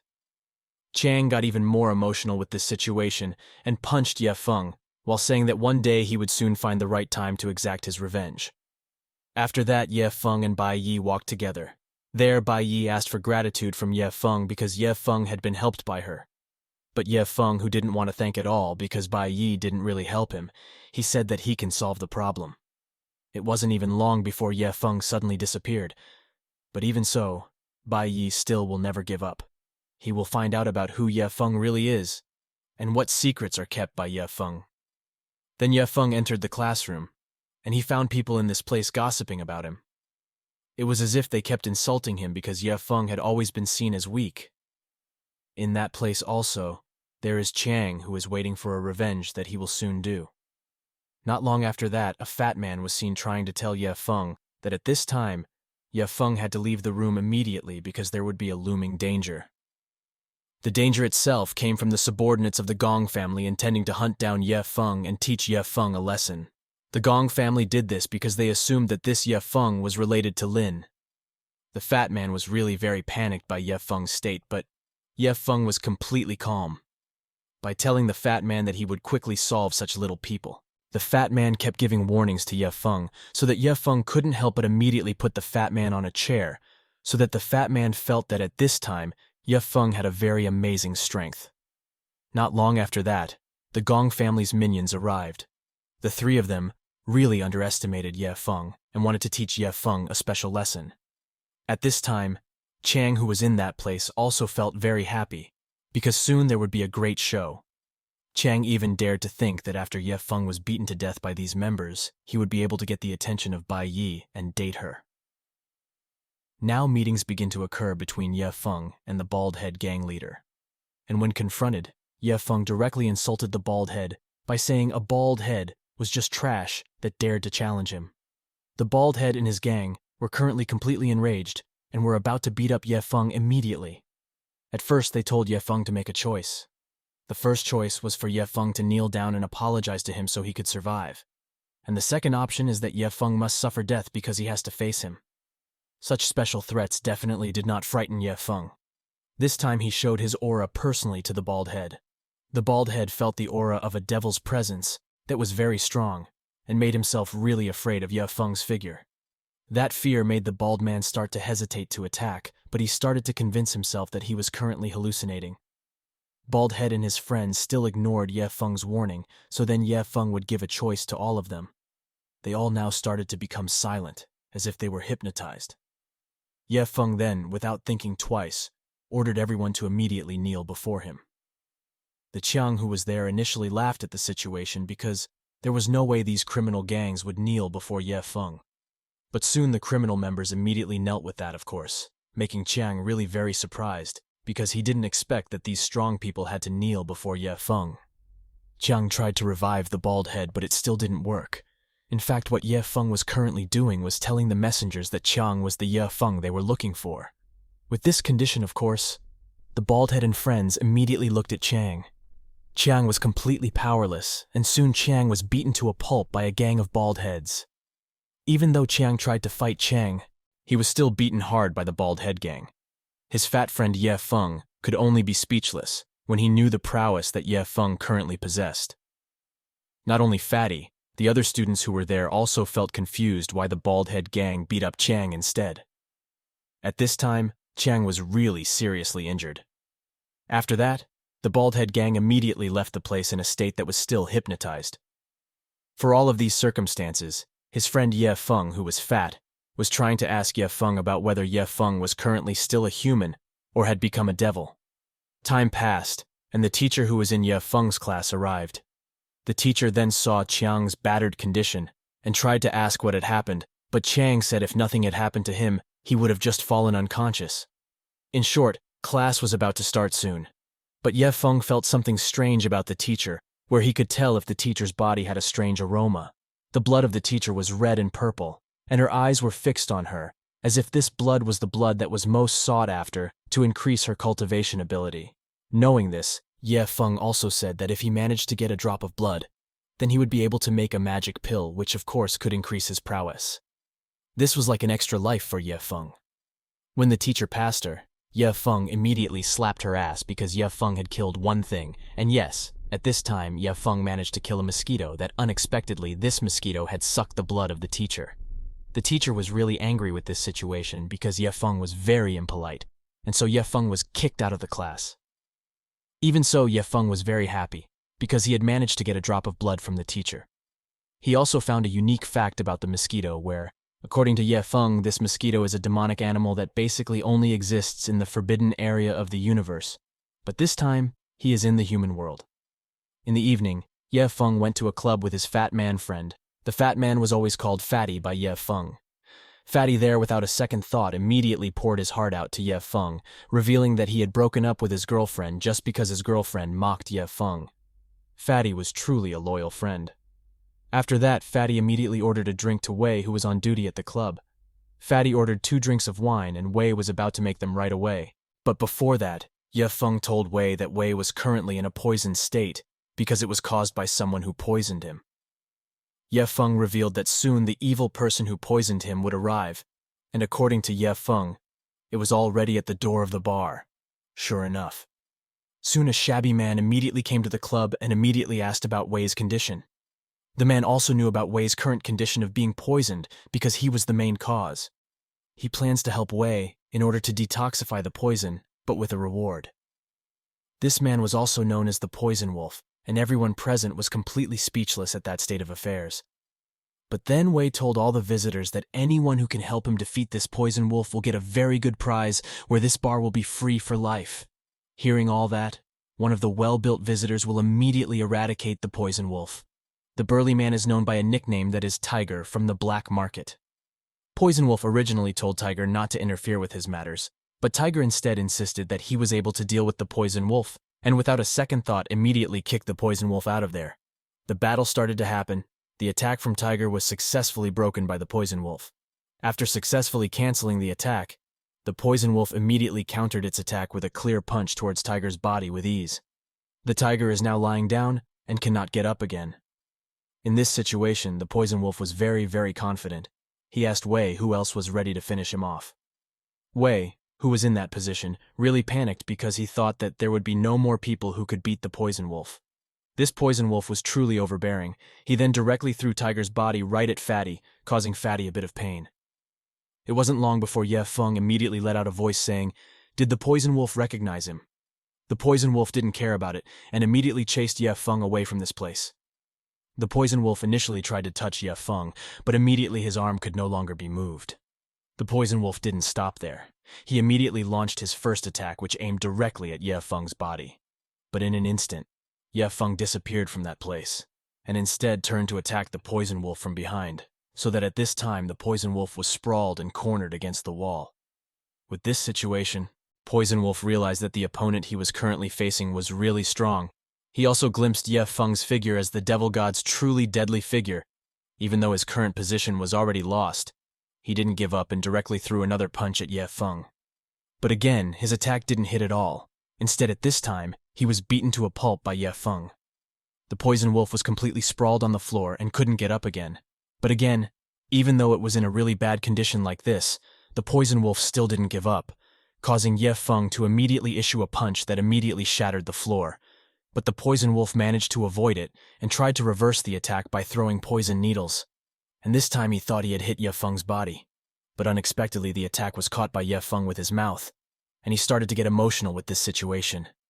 Without thinking, Ye Feng lunged at the poison wolf and directly smashed the head of the poison wolf into the floor, causing the place to collapse instantly. Right now the poison wolf really couldn't get up again, and he no longer had the ability to fight anymore. He told Ye Feng that he had given up, and he immediately took out an antidote to heal Wei. The antidote was his special tooth, and it was then given to Ye Feng to heal Wei. Wei's rescue mission has now been completed and successfully carried out. But soon Zhang arrives, who is the grandfather's assistant from the Bai family who was fond of fishing before. Zhang was currently suffering from an injury to his hand, and he was unexpectedly the brother figure of the poison wolf. He called Zhang as brother. He asked Zhang why he was here, and Zhang then said that his purpose here was to meet the boss named Ye Feng. The poison wolf really didn't expect that this situation would happen. He no longer knew who to turn to for help, and in the end Zhang and poison wolf apologized and bowed to Ye Feng. Immediately afterwards, Zhang immediately told Ye Feng that his purpose in coming here was specifically to see him. Zhang thought that Ye Feng could cure Grandpa's illness, so that it can be said that Ye Feng's previous prediction was true, because now Grandfather was in a dying condition. Even though Ye Feng had not seen Grandfather's condition, he already knew about Grandfather's current state, where Grandfather had experienced countless dark spots appearing on every body, and his muscles also frequently twitched in the middle of the night, and this was all his doing, from the bite of the devil mosquito. Knowing this, Ye Feng will immediately help Grandpa to return the favor for Bai Yi's previous kindness. Ye Feng said he would prepare everything within 3 days, and he would immediately carry out the healing. Zhang at this time was very grateful and hurried away from there. Under these circumstances, the poison wolf was really speechless, especially now that eldest brother Zhang had done something like this, and bowed down towards Ye Feng. Not long after, Zhang immediately knelt in front of Ye Feng to ask for help from Ye Feng regarding the poison wolf. Zhang said that from this moment, the poison wolf was Ye Feng's subordinate, who was willing to do anything. Poison wolf was now completely friendly even to that fatty. Meanwhile, with everything going on, Ye Feng felt that there was something wrong with those demonic mosquitoes. He was about to find out everything, and Ye Feng then walked out, and at this time he met Lin instead. He saw from a distance the figure of Lin, who was currently waiting for the car, and when Ye Feng saw that, suddenly Lin was kidnapped by a group of people. Lin was then forced into the car so he couldn't do anything. This made Ye Feng very curious about what would happen next, so he didn't think much and immediately followed the car. In short, the car has now arrived at a remote village, which is the house owned by Ye Feng. Those who would enjoy Lin's body there, and then they accused Ye Feng of doing everything, so that the one blamed later would be Ye Feng, so that would make Ye Feng suffer forever. Their plan was really cunning, and they then immediately brought Lin into a room. The 3 thugs without a second thought would immediately enjoy Lin's body. But soon Ye Feng arrived at the place. Ye Feng said that they would all die here soon, and knowing this, the 3rd brother of the gang immediately tried to attack, but the attack was really weak and was successfully broken by Ye Feng. Unmitigated, even this time Ye Feng, without thinking, immediately absorbed the energy from the boy, so that nothing remained, and his body became like a brittle stone. The 3rd brother actually died miserably, causing the other 2 people to be frightened, and without thinking twice apologized in front of Ye Feng. The 2 criminals also confirmed that they were only ordered by the figure of Ye Hu, the same person who previously intended to take revenge against Ye Feng due to his car explosion. After knowing that name, Ye Feng, without further ado, immediately killed the 2 criminals very cruelly. And when he finished doing that, he unexpectedly found a bright green pendant emitting a unique aura, and that pendant was one that was commonly used for various healing processes. This pendant could be named as a heavenly magic stone, and with this stone he could absorb the devilish energy around him in order to speed up his strength recovery. He then rushed to a tree that was behind the house to plant it into the tree. With this tree he can absorb boundless energy, and this can excite most of the people around him. He then directly blended the jade into the large tree so that it blended together extremely stably. Now the plants in this place will soon thrive, and this makes the energy healing process faster to do. From now on, this place was the best place to carry out strength recovery for Ye Feng. But soon Ye Feng felt the presence of someone, and that person was none other than Lin, which at that time Lin was really out of control, where Lin wanted to invite Ye Feng to play immediately. In this condition, Ye Feng tried to control himself and tried to stabilize the energy from the uncontrollable Lin. Ye Feng immediately fought back so that in the end it made Lin speechless. In short, Ye Feng managed to do his job and now Lin is back to normal, but in an unconscious state. To Ye Feng himself, this is a high-level world favor. Meanwhile, the next day the sun had risen, and again Lin looked annoyed at Ye Feng because Ye Feng was the one with him when he opened his eyes naked. Ye Feng tried to stay calm while saying that he was the one who saved Lin earlier. Lin couldn't do much because he realized that this time Ye Feng was the one who saved him from the people who kidnapped him, and he only thanked Ye Feng. Then Ye Feng gave his clothes to Lin to put back on, and they intended to rush away from that place immediately. They would soon leave by using a car, and the driver would be Lin, because at that time Ye Feng did not have a driver's license. The journey back to the city began, and it didn't feel like an unexpected situation occurred on the streets, where they accidentally saw a car trying to block the car they were driving. The car belongs to Yehu, who is trying to avenge all the grudge he had against Ye Feng before. Ye Feng warned Lin not to mess around and not to leave the car because it would be very dangerous outside. Not long after that, Yehu came out and was completely in a state of confidence even though the burn wound on his face was still not completely healed. Yehu was really very happy. He showed his face of satisfaction and he really intended to kill Ye Feng immediately. And for Ye Feng himself, this would be a very interesting battle. An attack was now immediately launched by Yehu. The attack was so fast that it even made Ye Feng a little surprised because for Ye Feng, this was the first time for him to see Yehu's abilities grow so rapidly after leaving the hospital. Yehu was now completely satisfied with his new ability. He also apologized to Ye Feng that his shot had missed a bit. Attack after attack continued to be launched by Yehu, and this slightly made Ye Feng have to be alert. The battle is now more interesting because Yehu continues to deliver devastating attacks towards Ye Feng. He was quite panicked by this situation, especially since Yehu was really fast, and without thinking, Yehu immediately gave a very large attack to Ye Feng. The combination of the two powers was really balanced so that Yehu immediately used a mask that could increase his abilities. This way Yehu was sure he could finish off Ye Feng. Under these circumstances, Ye Feng finally realized that the mask Yehu was wearing was the mask of the Shura warrior from Devil Star. Ye Feng still doesn't know why Yehu can have the mask, but what is clear with the mask is that Yehu's strength is now increasing sharply. The attack had started by Yehu and almost left Ye Feng powerless to do evasion. Yehu is now really confident. He is confident and able to kill Ye Feng at this very second. A fierce fight started between Ye Feng and Yehu, who was wearing a Shura mask, now attacked very brutally. The attack was quite powerful for Ye Feng. He had quite a hard time with that situation. He also realized that attacks like this were due to using the mask. Yehu seemed to be able to use about 20% of the Shura warrior's power. But when the fight heated up, Lin got out of the car and wanted to see what was really going on. In this situation, Lin then wondered who the figures of the two of them were, because their prowess was so powerful. Back to the battle arena, where at this time the battle was heating up. Yehu and also Ye Feng put out all the abilities they had. Yehu's powerful attack almost made him more confident.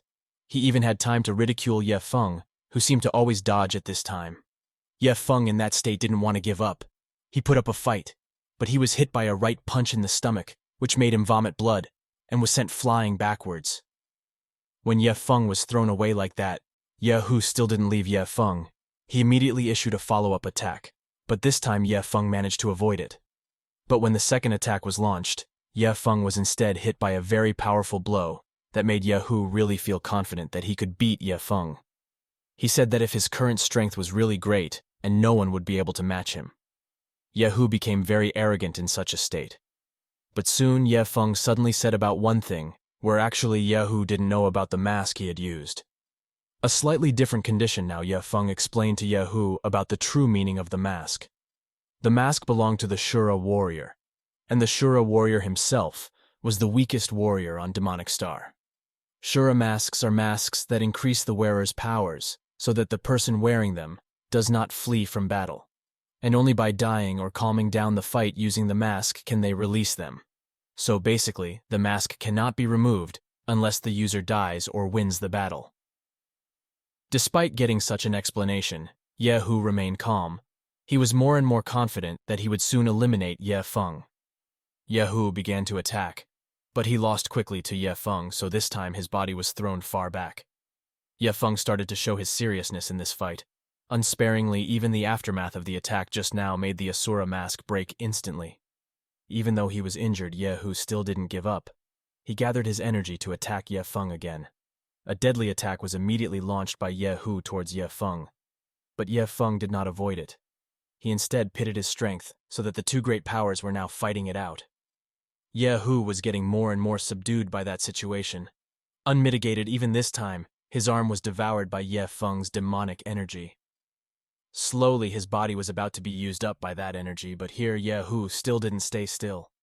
He wanted to plot something where he intended to die with Ye Feng. Because there was no other choice, Ye Hu immediately enlarged his body to do the finisher attack.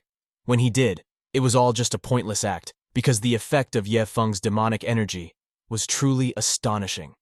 Ye Hu didn't even have time to make another attack, so inevitably he would soon perish. As a result of the attack issued by Ye Feng directly split Ye Hu's body into two parts. When he did, it was all just a pointless act, because the effect of Ye Feng's demonic energy was truly astonishing. Ye Hu didn't even have time to make another attack, so inevitably he would soon perish as a result of the attack issued by Ye Feng directly split Ye Hu's body into two parts. When he did, it was all just a pointless act, because the effect of Ye Feng's demonic energy was truly astonishing. Ye Hu didn't even have time to make another attack, so inevitably he would soon perish as a result of the attack issued by Ye Feng directly split Ye Hu's body into two parts. Ye Hu is now dying in a very cruel way, and Ye Feng wants to ask Ye Hu directly about who gave the Shura mask to him. But because Ye Hu had died, so Ye Feng would seek answers through his soul. Ye Feng started to do something where he bit Ye Hu's soul, so he indirectly got an answer where the Shura mask belonged to the Gong family. Upon this discovery, he would immediately investigate further, and after everything was settled, he told Lin if everything was fine. Lin was also very dumbfounded by this situation. He was sure that Ye Feng's figure was not an ordinary human being, especially with all the chaos that was in front of his eyes at this time. Shortly after that, Ye Feng asked Lin one thing about where he could find some good information, as he was about to do some research soon. Lin, who heard that, then stated that it was possible that the Jiang City School Library could provide that information because the library was also the largest library in Jiang City. Ye Feng rushed there accompanied by Lin. On the way, Lin kept wondering to Ye Feng that where did Ye Feng get such great power as life from. Hearing that Ye Feng just ignored Lin's unreasonable questions, then when he got to his destination and was about to leave Lin immediately, he told Lin to contact him if he had any problems, and he would immediately come if Lin was in danger. After all the events that Ye Feng had gone through, he also felt that this world was quite strange. He wasn't sure why the Shura mask and the poison wolf could appear in a place like this, even though they all came from his planet long ago. He was also still confused about why suddenly so many demonic mosquitoes had appeared on this earth, and he felt the need to do some research to find out what was really going on. Under such circumstances, unexpectedly, a female followed Ye Feng from behind. The little boy secretly immediately covered Ye Feng's eyes while asking Ye Feng, "Who am I?" Ye Feng was quite surprised when he saw that figure, because it was similar to Huang, who used to be very loyal to him in the Hell Realm. The girl herself is actually named Qian, and she is Ye Feng's childhood friend, whose body is currently occupied by the Demon King. Qian's purpose in coming to visit Ye Feng was to invite Ye Feng to come to attend his birthday event, which would be held shortly and organized by his friend. Ye Feng didn't have any special reason to refuse, so he would come to the birthday event as well. It turns out that the birthday event will be held soon in a very luxurious hotel. Before entering there, Ye Feng felt that something was wrong with this situation, as he was sure that something was planned. Qian then met his friend who was planning this birthday event. There, Qian's friend welcomed Qian very well, which made Qian happy. Qian also introduced Ye Feng to all the visitors in that place. Then a blonde-haired man took a glass of drink and offered it to Qian. Ye Feng understood what was going to be planned, so Ye Feng invited the man to talk manly. Not long after they were talking, something unexpected happened where the yellow-haired man said if he was sent by Gong Yunfeng to simply give a special warning to Ye Feng, who had dared to mess with Lin. Then he got really annoyed and immediately brought the man to his knees. The man really begged for mercy, while Ye Feng himself told the man to convey one thing where he wanted to meet directly with the man's superior. The man named Young Master Hu was ordered by Ye Feng to immediately arrange a meeting between Ye Feng and Gong Yunfei. Young Master Hu, who was in such a position, really didn't know what was going on, so he complied with all orders given by Ye Feng, and he was also about to come to a place where Gong Yunfei would later attend. Before going there, Ong Si-dan as well as Ye Feng had to part ways temporarily because Chiang would be returning home soon. After that, Ye Feng asked to be escorted to a destination that was none other than an abandoned steel factory. Young Master Hu had no other choice but to accompany Ye Feng for now. But when he was about to leave, Ye Feng unexpectedly got a phone call from the Poison Wolf saying that currently, Fatty had disappeared. Upon Fatty's disappearance, Ye Feng would have to help him immediately. In short, Ye Feng and also Young Master Hu have now arrived at a place where it turns out that he is planning to frame Ye Feng. Actually, Gong Yunfei wasn't here. There was only someone who was sent to kill Ye Feng. Ye Feng, who was framed and fooled like this, couldn't help but smile, and then asked Young Master Hu whether all of this was arranged by Young Master Gong. He then replied that it was true, but was it possible that Ye Feng could have done something if he knew it was because of Gong Yunfei, because he was a truly terrible person, and would never let go of anyone who dared to go against him? Ye Feng really wasn't afraid of that threat, and without thinking twice, Ye Feng immediately blew up the car so that Young Master Hu was also killed there. Meanwhile, seen in a warehouse now, Fatty is being tortured by the bald head who was hypnotized by Ye Feng yesterday. Bald still did not want to give up. He said that yesterday's hypnosis incident was a small mistake for him. Baldy wanted to immediately take revenge for what Ye Feng did. This person was the errand of Gong Yunfeng, who was assigned to kill Ye Feng tonight. Not long after that came Ye Feng, who immediately showed himself to his enemies. He now started to step forward, but when he stepped, it turned out that the six-finger snake had disappeared from its place and immediately attacked Ye Feng. The attack that was fired obviously meant nothing to Ye Feng because it would be too easy to read. Ye Feng even boasted that a worm like this wasn't worth sending to finish him off. This was self-deprecation. The snake didn't stop there. He was going to swallow all the nonsense Ye Feng said with his snake skills. He immediately put up a super extra resistance that went straight to Ye Feng's body. But this attack can be broken with a pet owned by Ye Feng that resembles a black cat. Ye Feng, who was quite irritated, then immediately put up an attack resistance, and this time made Snake have to be able to survive himself. Snake, which was now threatened, immediately took out a deracinating king cobra, which was much bigger than before and had 2 heads. With the 2-headed cobra, Ye Feng sent his spirit paint to immediately put up a fight. Right now, his spirit paint was quite smart, because previously it had managed to absorb the blood vitality that he got from the teacher. In other words, this battle would be a battle between whose spirit was much stronger. The 2 cobra heads immediately gave a full attack towards the spirit cat, but the spirit cat managed to break it and immediately bit the body of the cobra. But even that didn't mean anything to the big cobra, which then sent the spirit paint flying backwards. The cobra was now trying to attack Ye Feng directly. When carrying out the attack, it was unexpected that the six-finger snake even lost control of its own cobra, unmitigated. Ye Feng looked like he was about to give Six-Finger Snake a right punch in the face, but Six-Finger Snake managed to escape, and he immediately asked who Ye Feng really was, whether Ye Feng was from a sect or from somewhere. Ye Feng then explained that if he came from hell, the Six-Finger Snake still didn't want to give up. He would send Ye Feng back to hell. For that annoyance, Six-Finger Snake immediately brought out his best abilities, which this time he also took out a green snake that was so big. The snake instantly cast an attack technique right in front of Ye Feng, but again Ye Feng managed to cancel it and managed to tear the snake's body into pieces, making it defenseless. Under these conditions, there was nothing else the Six-Finger Snake could do other than run away. He was trying to escape from Ye Feng. Ye Feng, who saw that, was even more furious because the Six-Finger Snake was a loser figure that only ran away, which was said to be a loser, making the current Six-Finger Snake really angry, and he would quickly release his secret technique. The secret technique is the fusion of 2 giant cobras, so that now their form becomes very different and becomes reddish. The snake's form is now more and more and is known as the Scarlet Python. Python was rampaging uncontrollably and had no other choice and was about to fight him. Scarlet Python is now increasingly transforming into a really scary cobra figure. The cobra figure is now being defeated by a little boy who is part of the figure being cared for by Ye Feng. The little demon boy now easily devoured the big cobra so that there was nothing left. In this situation, there was no way for Six-Finger Snake. The state of surrender was not only felt by the Six-Finger Snake, because at this moment the bald head was also experiencing the same thing. He could not escape from that place. Six Snake Finger and also the bald head are now trapped in Ye Feng's area. He is really in a furious state of anger. He doesn't give Six Snake Finger a single chance to escape.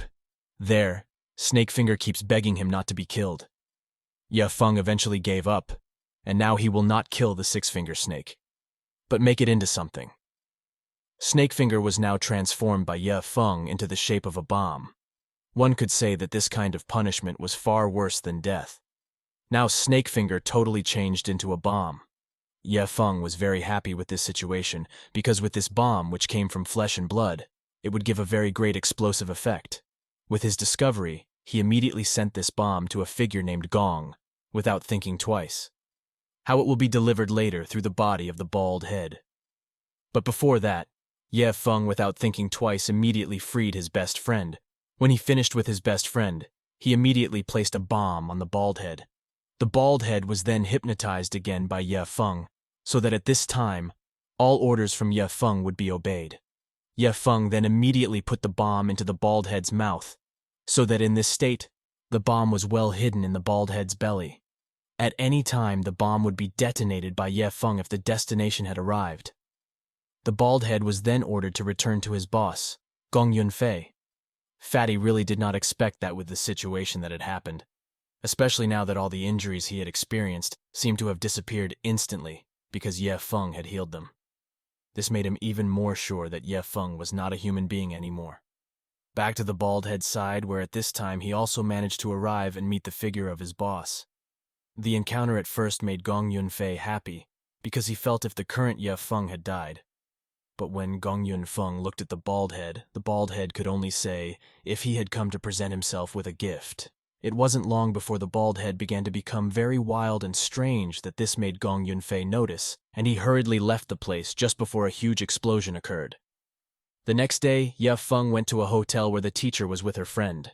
At that place, the teacher introduced her friend named Qin Shui by saying, if he is a doctor who is currently the manager of the largest private institution for healthcare in the city of Jiang. He came to Ye Feng because he wanted to know about the demonic mosquito that Ye Feng had killed before while Master was teaching. Qin Shui tried to ask Ye Feng why Ye Feng could know about the devil mosquito, even though the Ministry of Health had not leaked it at all. So the only people who knew about the case were the health authorities. Hearing that question, Ye Feng didn't answer at all, which made Qin Shui quite annoyed. Qin Shui said that even if he couldn't explain all that, then Qin Shui had good reasons to suspect Ye Feng because of the appearance of the demon mosquito. Even though threatened like that, Ye Feng was not afraid. He even said that this was none of his business anymore. Thank you for inviting us to eat here, said Ye Feng, and he hurriedly left the place. But the teacher and her friends kept trying to prevent Ye Feng from leaving. When Ye Feng was leaving, he was blocked by several troops, where the troops were led by Bai Zhengguo from the Bai family. Or you could say the family of a grandfather who liked fishing some time ago. That person was none other than Bai Yi's father, where he revealed that he had come to this place to ask Ye Feng for help in order to save his father's life, because his father is currently suffering from a serious illness. Without thinking, Ye Feng would rush to leave, but again Qin Shui said, if he wanted to know the treatment process carried out by him, he was even willing to become Ye Feng's disciple, if Ye Feng was very good at treating. Ye Feng and the others now immediately left that place to go to the place of the grandfather, not far from the location of the spy sent by Gong Yunfei, now started to carry out a plan, where he reported to Gong Yunfei that at this time, even Tenga came to the upper BAE family information. Gong Yunfei ordered his subordinates to immediately follow Ye Feng and provide the latest news. Meanwhile, now the news about the explosion of business buildings in the CBD city is now starting to spread all over the world. Even the police are still having trouble finding the real facts behind the incident. And for all the losses suffered by Gong Yunfei, he also very much intends to finish off Ye Feng in his own way. Meanwhile, Ye Feng himself had returned to the Bai family's home. When he was about to rush in to treat Grandpa, Qin Shui kept trying to follow Ye Feng because she wanted to know what healing method Ye Feng did. For this situation, Ye Feng also ordered Qin Shui to follow him and pay attention to him. Not long after that, Ye Feng and Qin Shui had arrived at the grandfather's room, and without thinking, Ye Feng immediately took out his ability by summoning spirit paint to immediately treat the grandfather. Ye Feng then took out the cat, and the cat would also be used by Ye Feng to administer a substance. It turned out that the cat immediately secreted fluid from its body. Amidst this situation, they discussed about the Gong family, which is none other than very powerful in this city. Ye Feng then found out how strong the Gong family was, but soon Grandpa's grandson Bai Yi immediately explained if there is anything stronger than the Gongam family, that is the Leng family. The Leng family was a person who had always been in the shadows of the Gong family. A few moments later, grandfather recovered, and he finally realized that the pain he was experiencing was due to the Gong family, and the carrier of the disease was a demonic mosquito. The demonic mosquito must be in a world unlike this, because it was only in Ye Feng's world before. Qin Shui, who heard that, was quite surprised because she felt that Ye Feng really wasn't human. Qin Shui's thoughts made Ye Feng warn him too. Never dig too deep for information, because if it got to the bottom one day, it would be really scary. With all that happened, Grandpa's grandson then thanked Ye Feng very much for saving his grandfather's life. Ye Feng then asked for a car in return from the Bai family, because there were many in that place. Ye Feng was given a car for transportation, and Uncle Zhang would also deliver it. With all that happened, Grandpa's grandson then thanked Ye Feng very much for saving his grandfather's life. Ye Feng then asked for a car in return from the Bai family, because there were many in that place. Ye Feng was given a car for transportation, and Uncle Zhang would also deliver it.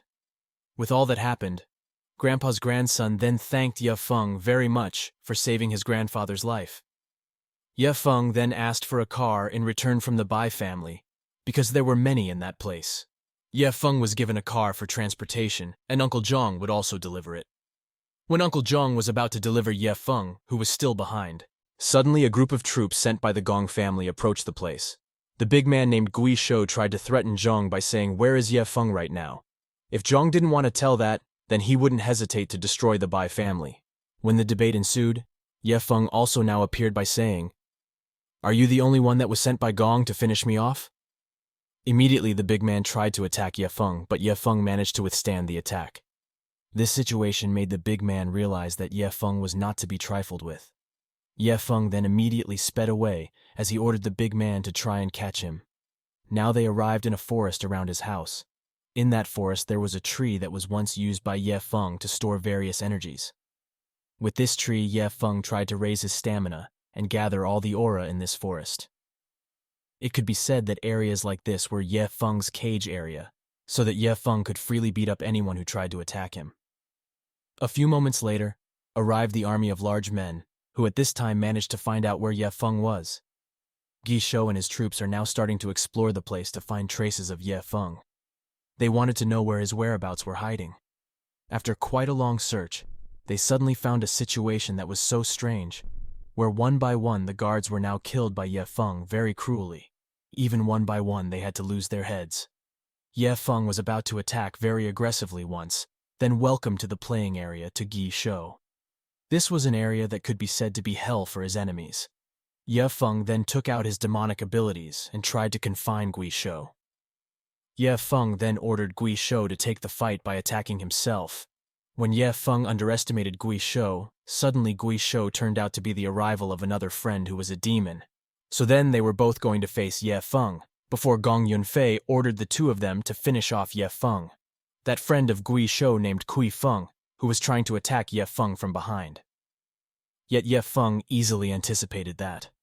When Ye Feng was focused on Kui Feng, so Gui Shou tried to attack with a high technique. That attack was able to throw Ye Feng quite far. Soon, Kui Feng was able to get back up and was currently roaring so loudly. Under these circumstances, Ye Feng resumed his attack, but unexpectedly, his attack was broken by Gui Shou. Gui Shou took out an ability which attack now made Ye Feng helpless. Moreover, Kui Feng was now starting to try to block Ye Feng's body. Ye Feng was completely trapped, unable to move a bit. Kui Feng told Ye Feng, "How dare a nameless person like you go against our team? Do you have enough courage?" Kui Feng would also immediately kill Ye Feng in that place by biting Ye Feng's shoulder. Kui Feng would soon absorb all of Ye Feng's strength until all that was left were bones later. The attacks received by Ye Feng didn't stop there because soon Gui Shou immediately gave a super strong technique where the technique was then able to make a big hole in Ye Feng's chest. That technique was truly so lethal that even Ye Feng was thrown so far back. Ye Feng now looked weak and helpless as if he had perished. Qi Feng and Gui Shou also thought that this battle was over. Qi Feng will also soon eat Ye Feng's body. Even though Ye Feng is now weak and powerless, Gui Shou doesn't want to let it go. Gui Shou knows that this person defeated Six Finger, so that the place is now causing a very serious wound. After successfully defeating Ye Feng, the two of them discussed that Ye Feng's strength was only at level F, while they were both currently at level E, so they both could win this match. When they thought that everything was over, suddenly Ye Feng gave a direct attack to Qi Feng, causing him to fall to the ground just like that. Now his wound has started to heal completely, and he will soon show the true power of a demon of hell. Gui Shou actually didn't know what was going on because previously he had given such a strong attack. But now Ye Feng managed to stand firm. It didn't even hurt him in the slightest. This kind of situation made Qi Feng and Gui Shou really scared, especially now that Ye Feng was giving off a demonic aura that was so terrifying. Ye Feng started to get serious and carried out a heavy attack towards Gui Shou, especially now that Ye Feng was giving off a demonic aura that was so terrifying. Ye Feng started to get serious and carried out a heavy attack towards Gui Shou, especially now that Ye Feng was giving off a demonic aura that was so terrifying. Ye Feng started to get serious and carried out a heavy attack towards Gui Shou. Ye Feng also managed to give Gui Shou a deep enough wound that made Gui Shou and Qi Feng start to feel worried if they would fail to beat Ye Feng. Under these circumstances, Ye Feng said that it seemed like they had predicted the wrong circumstances for his strength, because Ye Feng was a truly formidable figure. Unmitigated.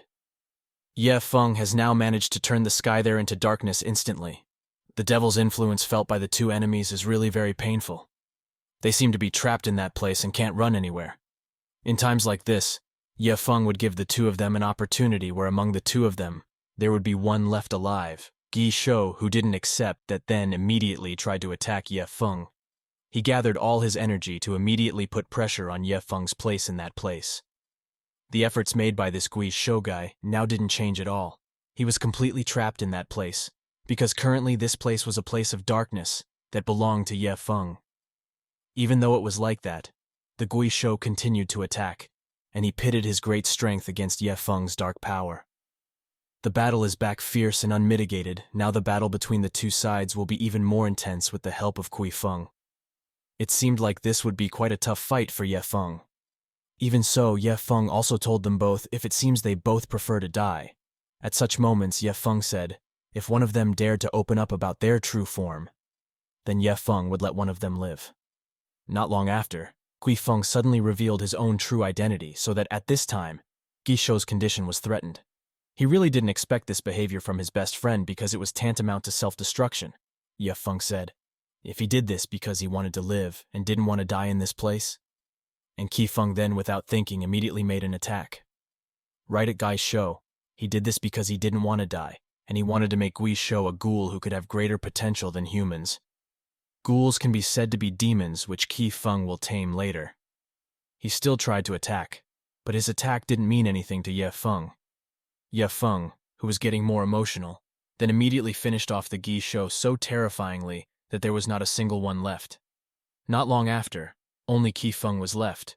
Qi Feng was then immediately changed by Ye Feng to become a pill.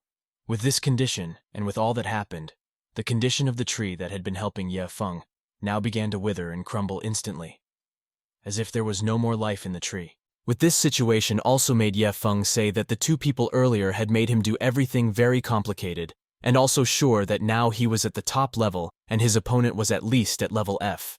Even so, Ye Feng still needed to be careful and will soon do a lot of things to improve again his ability. There it is also shown with the figure of a lion, which is none other than the form of the current spirit paint. Ye Feng was also very happy about this, because his spirit grew much faster and was much more powerful. Under these circumstances, Ye Feng would immediately investigate everything in great detail. Ye Feng also did not forget that he would continue to receive reinforcements from the Bai family because at the moment, it was Ye Feng's only ally. Then when Ye Feng left, unexpectedly, there was a woman in the surroundings. And that woman was none other than Qin Shui. Qin kept trying to investigate more about who Ye Feng really was, By getting all the information he saw earlier, he needed to report it to the main headquarters. He felt that this Ye Feng was a very, very dangerous person than they thought. Meanwhile, on the other hand, Gong Yunfei's allies still thought that how could an E-level expert be crushed by a human like Ye Feng? This ally of Gong Yunfei was known as Chu Li. He was a bit more dangerous than the previous two. Not only that, Gong Yunfei was also quite irritated by the whole situation he was in. He wanted to quickly find the strongest opponent who could finish off Ye Feng, even telling Chu Li to quickly find people who were much tougher. But Chu Li then said that it couldn't be done easily. Chu Li told Gong Yunfei that the current clan is still in contention, so finding strong people might need a little more effort. Even so, Gong Yunfei didn't care about that. He wanted to quickly prepare another expert who could match Ye Feng's ability. He was willing to do all of this because he wanted to see that Ye Feng kneel down and beg for mercy in front of Gong Yunfei. In other words, Gong Yunfei wanted to quickly find an expert whose level was much higher than before.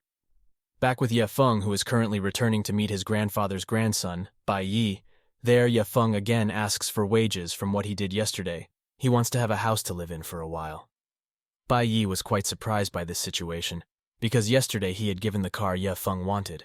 Even so, Bai Yi would still carry out Ye Feng's orders. At that place, Ye Feng also told about Qin, who met him last night. Qin, who had previously visited and investigated Ye Feng, now asked Ye Feng whether it was true that Ye Feng was in the Ye family. Ye Feng said that if he really came from that family, it turns out that Qin did such a question because Qin wanted to find out if Ye Feng really wasn't an enemy of their organization, because Qin didn't want to compete with Ye Feng. Under these circumstances, Ye Feng confirmed that he had nothing to do with Qin and that Qin organization. Meanwhile, at another location, Gong Yunfei was still angry with the circumstances and bad luck he had encountered. This Gong Yunfei came to a secret room where something really dangerous was stored, something that was now held by Gong Yunfei, and when this Gong Yunfei will immediately bring up the idea when he wants to do it. Suddenly, there was a human being who tried to prevent it. He said that if Gong Yunfei was brave enough to come here without any escort, it was unmitigated now that the woman managed to snatch something precious from Gong Yunfei's hands. She told Gong Yunfei if she will bring this item soon. It turns out that this item is none other than the demonic mosquito which has been causing various strange events in the world, including making grandfather sick in the palace. Gong Yunfei was about to lose that demonic mosquito. Gong Yunfei tried to take it back, but the woman was really agile and couldn't be caught just like that.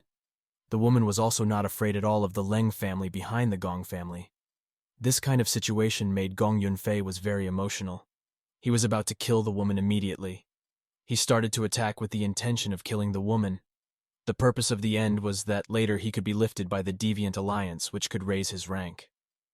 Gong Yunfei started to issue heavy attacks right at the woman named Shun, but Shun dodged those attacks again and again.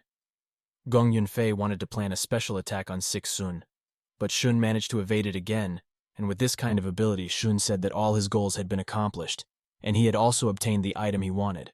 So now he only needed to get away from this place. Shun ran away from there, and Gong Yunfei lost something precious to him. Gong Yunfei being abandoned like that made him very angry, and he said that if you just wait, one day he will definitely kill Shun in a very cruel way. Returning to Ye Feng's side, who is currently holding a deadly weapon of his own, by having this weapon, of course, his strength and abilities will increase. He will also find out about all the irregularities in this world.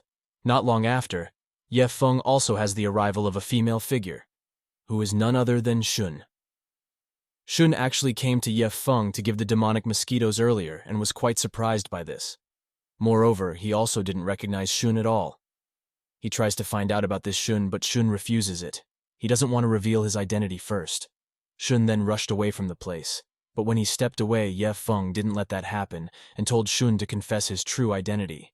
But again Shun said, not long after, Ye Feng also ordered Poison Wolf to investigate it, because Poison Wolf knew a lot about this kind of information. Not long after that, the Poison Wolf also explained everything about this demonic mosquito and all its benefits. So a few moments later, Ye Feng came to a warehouse where Gong Yunfei was seen holding a beautiful girl hostage. And she was the Lin Lan who had been always assisted by Ye Feng. The current Lin was not allowed to get away with it by Gong Yunfei because Gong Yunfei really wanted to. Even so, Ye Feng was still not afraid of all the threats because he currently needed an explanation as to why the Asura mask was in this world. Gong Yunfei didn't want to answer that either, and said if he was going to tell him after Ye Feng was in hell, and then Gong Yunfei immediately gave a direct attack. But that attack was easily broken by Ye Feng. Such a small attack meant nothing to Ye Feng, and he now completely had the upper hand. But when he was off guard, suddenly, Gong Yunfei attacked from behind, so that it almost made Ye Feng injured. Fortunately again, the attack was successfully broken by Ye Feng, who then admitted that currently, Gong Yunfei had many tricks to carry out the attack. Gong Yunfei was starting to get a bit serious about this battle he was about to face. When he was getting serious, suddenly saw the figure of Chu Li, who was currently helping Gong Yunfei. That means Ye Feng would soon be facing two enemies at once. Gong Yunfei was completely satisfied with this situation because he was about to send this Ye Feng to hell, and the battle was now getting fiercer. Gong and Chu Li began to bring out their best abilities in front of Ye Feng. He now managed to carry out an attack with a high technique that allowed him to create so many female clones. A clone like this was capable of making hundreds of attacks much stronger. But when he took out the women, the clone unknowingly attacked Gong Yunfei himself. This also made Gong Yunfei really speechless. Ye Feng managed to control all of this, and even made it look as if Gong Yunfei ate his own weapon. When he was about to save Lin, suddenly Chu Li took out his abilities and began to clash with Ye Feng. That crushing attack had now succeeded in making Ye Feng completely fall down. Ye Feng even now looked as if his body had been stuck into the ground. At times like this, Chu Li emphasized one thing about the deviant organization which was quite strong. The deviant organization was also followed by Chu Li, and at that place, Chu Li quite praised Ye Feng by saying if Ye Feng had a pretty good defense. In this condition, Gong Yunfei also ordered Chu Li to immediately kill Ye Feng at this time. But again, Gong Yunfei's words were opposed by Chu Li, because Chu Li wanted to wait for another expert to arrive, so killing Ye Feng would be much easier. When Gong Yunfei carried out a high-level attack to get rid of Ye Feng also brought out his best ability, namely taking out a demon baby. The baby had now managed to catch Gong Yunfei, but Gong Yunfei did not stay silent. He performed high-tech techniques again so that in the end he made a baby. Even then he was sprawled and helpless. He managed to beat the baby. At this time, Gong Yunfei was looking for the whereabouts of Ye Feng, who had suddenly disappeared. It was unexpected that Ye Feng was currently taking Lin away. Because Ye Feng didn't want anything to happen to Lin, he took him to a safe place so he could be saved. After successfully escorting Lin, Ye Feng returns to the battlefield and will finish everything. At the current battlefield, a poison wolf came with a demonic mosquito. This made Chu Li and Gong Yunfei feel strange. How could the poison wolf get this? Because if the poison wolf managed to use it, its abilities would increase greatly. Very. Sure enough. Not long after, the poison wolf immediately ate the demon mosquito, so that his body became much stronger, and his appearance was much more different. With this situation, Poison Wolf is sure if he is able to provide an effective game in this battle. The Poison Wolf was even giving off such a powerful aura that it made Gong Yunfei feel quite apprehensive. Here the wolf began to put up a fight. Fight was now going on in that place, so the wolf decided to attack. But because Gong Yunfei was a little overwhelmed, Chu Li tried to help him from behind. But it wasn't long before Chu Li finally realized that the wolf had disappeared and was now behind him. The wolf tried to attack Chu Li so that Chu Li's arm disappeared. Chu Li really couldn't save his right arm because it had been poisoned by the wolf. Because this also made Gong Yunfei come up with an idea that he would immediately cut off the arm and replace it with a new arm. Gong Yunfei is now giving a medicine that can then make Chu Li get his new arm again. For this situation, Chu Li is really very proud, and he will soon use this arm as best he can. With all these circumstances, the wolves realized that Gong Yunfei was not to be trifled with. Even Gong Hyun had succeeded in performing a metal kinesis technique. Soon the wolf had to face the harsh reality that he received a heavy attack from Chu Li using his new arm, so that a huge explosion occurred in that place and overwhelmed the wolf quite a bit. At times like that, it was also shown by the imminent battle between Ye Feng and Gong Yunfei. Here Gong Yunfei was venting his anger because he couldn't get the Lung clan, even though he really wanted that family name. This was possible because the rule in this world was that family blood was the only solid foundation for survival. And with all those emotions, Gong Yunfei would mindlessly devour him in this place. He also took out an ability with his high technique, which was then immediately replied by Ye Feng. Chu Li now carried out an attack using his new arm that he had managed to get earlier, and he upgraded the giant arm technique, which now succeeded in making it difficult for Ye Feng. Even so, Ye Feng with his devilish aura immediately tried to face Gong Yunfei, so that Gong Yunfei was now collapsed as a result of receiving such a frightening attack of darkness. At a time like this, Ye Feng also said that if Gong Yunfei don't try to dare to finish him, because he will never be able to forgive anyone who disturbs his life. Before his death, Gong Yunfei told Ye Feng that if he dared to kill him, then the Deviant Alliance would never let Ye Feng go, and the Leng family would also never let this all happen. Surely many parties would seek revenge against Ye Feng. In this state, Ye Feng didn't feel afraid at all because he was a demon king, which basically he always got a lot of threats. With that, he immediately used the final technique to kill Gong Yunfei until his head was cut off. Gong Yunfei died instantly, and in this condition Chu Li was really angry and devastated. He didn't expect that Ye Feng would dare to do that, which would cause such big trouble in the end. Ye Feng really wasn't afraid of anyone's words. He just focused on his stance.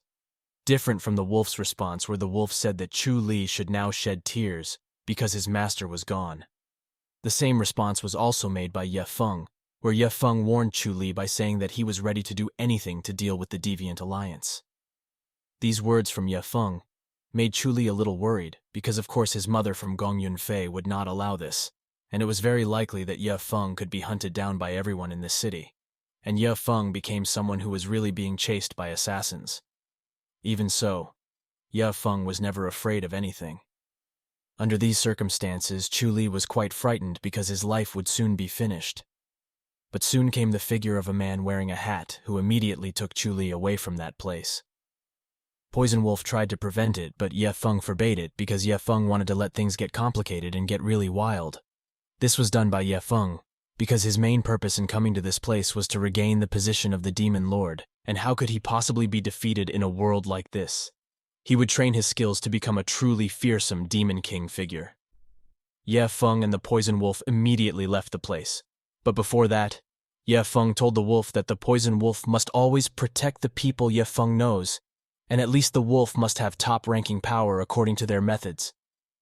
Determining the level of strength is done so that the Poison Wolf is able to complete every mission given by Ye Feng later.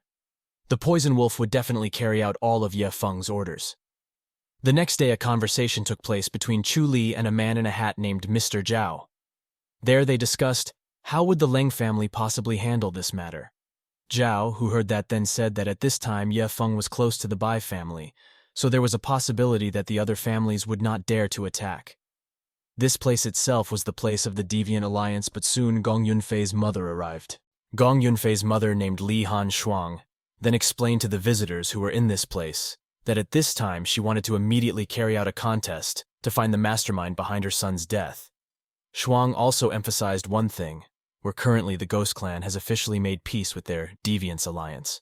So this naturally allowed them to decide on various matters to end this battle for a moment, because they would focus on finding the mastermind behind Gong Yunfei's death. In that place, Shuang also explained and emphasized one thing, that if someone succeeded in killing the killer of his child, then the winner would get a truly unlimited wish that could be granted by the leaders. The people who were there were very happy, and they will soon finish this competition. While in a different place, it was shown with Ye Feng together with Fatty, where they were currently discussing one thing. Fatty said that even if this Ye Feng was a reincarnated Devil King or a university loser, he would always be with him because Ye Feng was his best friend there. Because Fatty's ability was very weak, Ye Feng also had an idea where Fatty would help him in managing resources. Not long after, when they were in the middle of discussing it, suddenly Poison Wolf reported one thing where Bai Yi's family wanted to meet with Ye Feng and discuss an important matter. Ye Feng then, without a second thought, immediately rushed to that place. In short, Ye Feng arrived there and again met with Qin.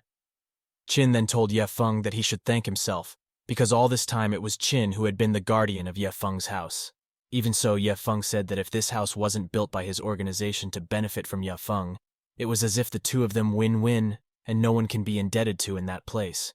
Ye Feng asked what the true purpose of the Qin organization was. Qin then explained about his goal, which is to get a lot of extensive knowledge, because actually, knowledge has no boundaries. even in terms of cultivation, which is ultimately about harnessing external forces to strengthen oneself. From a scientist's point of view, this was all common sense, but Chin was still not sure where these powers came from. That is exactly what this organization has always cared about. So that way, only people like Ye Feng, who can help him get closer to the origin of the power, are qualified to be their friend. Just for example, like Ye Feng, who has very, very amazing abilities. Not long after they were having a conversation, suddenly Ye Feng was attacked by a human figure, who in fact came from the Qin organization. Qin really didn't imagine this was happening. Qin then tried to apologize to Ye Feng, and explained everything that it could happen because there were so many members in the organization, so no one could control it. After that, Qin also invited Grandpa's grandson to join his organization, and the first goal Bai Yi had to do was to spy on Ye Feng and find out about everything related to Ye Feng. Then, from another perspective, Ye Feng was introduced, who was currently trying to find out about the situation in the underworld. He really couldn't stop thinking that he was wasted in a place like this. However, this is where he is now, and he must undertake a new journey that can unite beings like the Poison Wolf to strengthen his demonic empire again. Ye Feng tried to discuss with the Poison Wolf about their past life, where in the past on the demon planet Ye Feng managed to defeat the Poison Wolf in its last evolution. Here Ye Feng asked whether the Poison Wolf hated this incident, because that place could belong to the Poison Wolf. Hearing that, Poison Wolf then said that this place was not suitable for him, because the one who deserved to obey, it was all Ye Feng. The Poison Wolf was able to speak like that because Ye Feng was aware that the huge difference in strength between them was so obvious. The Poison Wolf was no match for Ye Feng, and another fact that could make the Poison Wolf say that was that this Ye Feng was even capable of leading an entire demon planet. To break away from the control of other planets seemed to make Ye Feng a figure that truly could not be defeated, and a figure that truly became number one. Poison Wolf even dared to say that if anything was ordered by Ye Feng, then he would obey without the slightest hesitation. And even though being chased like that, Ye Feng didn't want to stay silent. He invited Poison Wolf to immediately come to the Alliance of Deviants tonight to put on an exciting show. In short, Ye Feng also managed to arrive at the meeting location between the alliances, where the location was previously obtained by Ye Feng from the information provided by Qin. Qin did that because he felt guilty about Ye Feng before being attacked by his members. Ye Feng arrives there. A man named Roy then asks if Ye Feng is really not afraid of death at this time, because in this club later it is highly likely that Ye Feng will not be able to come out alive. Ye Feng then said that the purpose of coming here was just to finish off the money, and he was then invited to enter by Roy. The big man was then ordered by Ye Feng to park his car immediately, and in such circumstances Roy also always reminded Ye Feng to be careful when he entered, because there were lots of assassins targeting Ye Feng. Sure enough, in that place, you can see the great people who are currently discussing how they can beat Ye Feng. Then Ye Feng made it into a nightclub, where there were lots of assassins who intended to kill Ye Feng. When the killers talked unexpectedly, Ye Feng immediately met them all. Ye Feng easily broke down the door, and immediately threatening him, one of the assassins said, "Do they really dare to take his life?" The man who is currently being stepped on by Ye Feng dared to stare at Ye Feng very intently, as if he wanted to finish Ye Feng, so that without further ado, Ye Feng finished the figure first. The ruthlessness displayed by Ye Feng made the other two assassins feel worried. They both seemed frightened by Ye Feng's figure when Ye Feng wanted to beat them up. Suddenly there was a big man who tried to attack him, but it turned out that the big man had now become Ye Feng's best friend, which of course was due to manipulation after being hypnotized by Ye Feng. That big man seemed to be going to carry out all the orders issued by Ye Feng. There Ye Feng had thought long and hard about ordering the big man to immediately finish off the two assassins who tried to attack him. Ye Feng was about to do that, but he thought again of using these two assassins as his puppet soldiers. The two people were now again successfully hypnotized by Ye Feng, and from now on, this place would belong to Ye Feng. Not long after that, Ye Feng also called Butterball, so he could manage this nightclub because from now on it belonged to him. He then stepped back, but again and again he even met Qin. Ye Feng, who was confused by this situation, then asked Qin why Qin had come here to catch up with him. Qin then said that if he was ordered here by his organization to carry out a transfer of residence. In other words, Qin's purpose was to tell Ye Feng that Bai Yi had become his assistant, and would become his substitute figure, who would provide all the needs Ye Feng wanted. Ye Feng, who heard that, then said that actually he never wanted to ask for help from anyone because he was used to doing everything alone. Nevertheless, Ye Feng also accepted Bai Yi to be his assistant, and after that Qin started explaining all the information about the organization, then explained that if Wang He of the Leaf was a large organization, whose power could not even be predicted at all, the department in Jiang City where he was currently was only a part very small of the whole. According to legend, this organization thoroughly controls the governments around the world with enormous power, with words and many resources at their disposal. Thus, because of the breadth of the organization, it was only natural that there would be debate within the organization, everyone using their own methods of doing what they thought was right about it. There is a large group influence that exists in an organization, and the Ghost Clan is a part of the organization. After saying that, Qin told Ye Feng that soon it would be their last meeting, because from now on he no longer wanted to meet Ye Feng. He would only give Ye Feng his final aid to report some information. Meanwhile, in a different place, it is shown the condition of the Ghost Clan, which is currently being attacked by a group of troops. That group of troops is planning to do something tonight, which is they want to eradicate the Ghost Clan until there are no more left. This was because the Ghost Clan tried to disobey the organization after they carried out all the killing and massacres. They would immediately target Ye Feng's figure, who would become their next target. After that, it was shown again that Ye Feng met Shun's figure. Ye Feng's purpose for doing this was because Ye Feng really wanted to know the details about who this Shun figure really was. Ye Feng also wanted to find out the whereabouts of the Ghost Clansman because Shun was also from there. Shun is now forced to explain everything about who he really is. Shun then says about himself that he is part of the devils who are under the royal team. Ye Feng asked what Shun's real name was, and Shun then said that he used to be a royal guard named Tong Shun. She was a very wild girl, and Ye Feng recognized Shun's figure. Not long after that, Shun got a phone call from his friend, where he said that currently the condition of the Ghost Clan was really threatened because it was attacked by various forces. This situation made Shun and Ye Feng immediately head there. After that, it was shown with a figure named Luo Chun who came from a criminal clan. He was the head of the criminal clan who had finished fighting, and their goal here was to kill everyone who came from the Ghost Clan. Not only the Ghost Clan, they would also immediately finish off Ye Feng in this place. Luo Chun also said about one thing, that the killer wouldn't just be from their ranks, because there would be 5 specters who were famous for their ruthlessness who would become Ye Feng's hunters. They all have their own abilities and characteristics in committing crimes. In that place, they are deliberately gathered by a man who wants to use their abilities. When they were gathered like that, Luo Chen was getting even worse. He seemed to want to fight with 5 specters. The feud is now heating up.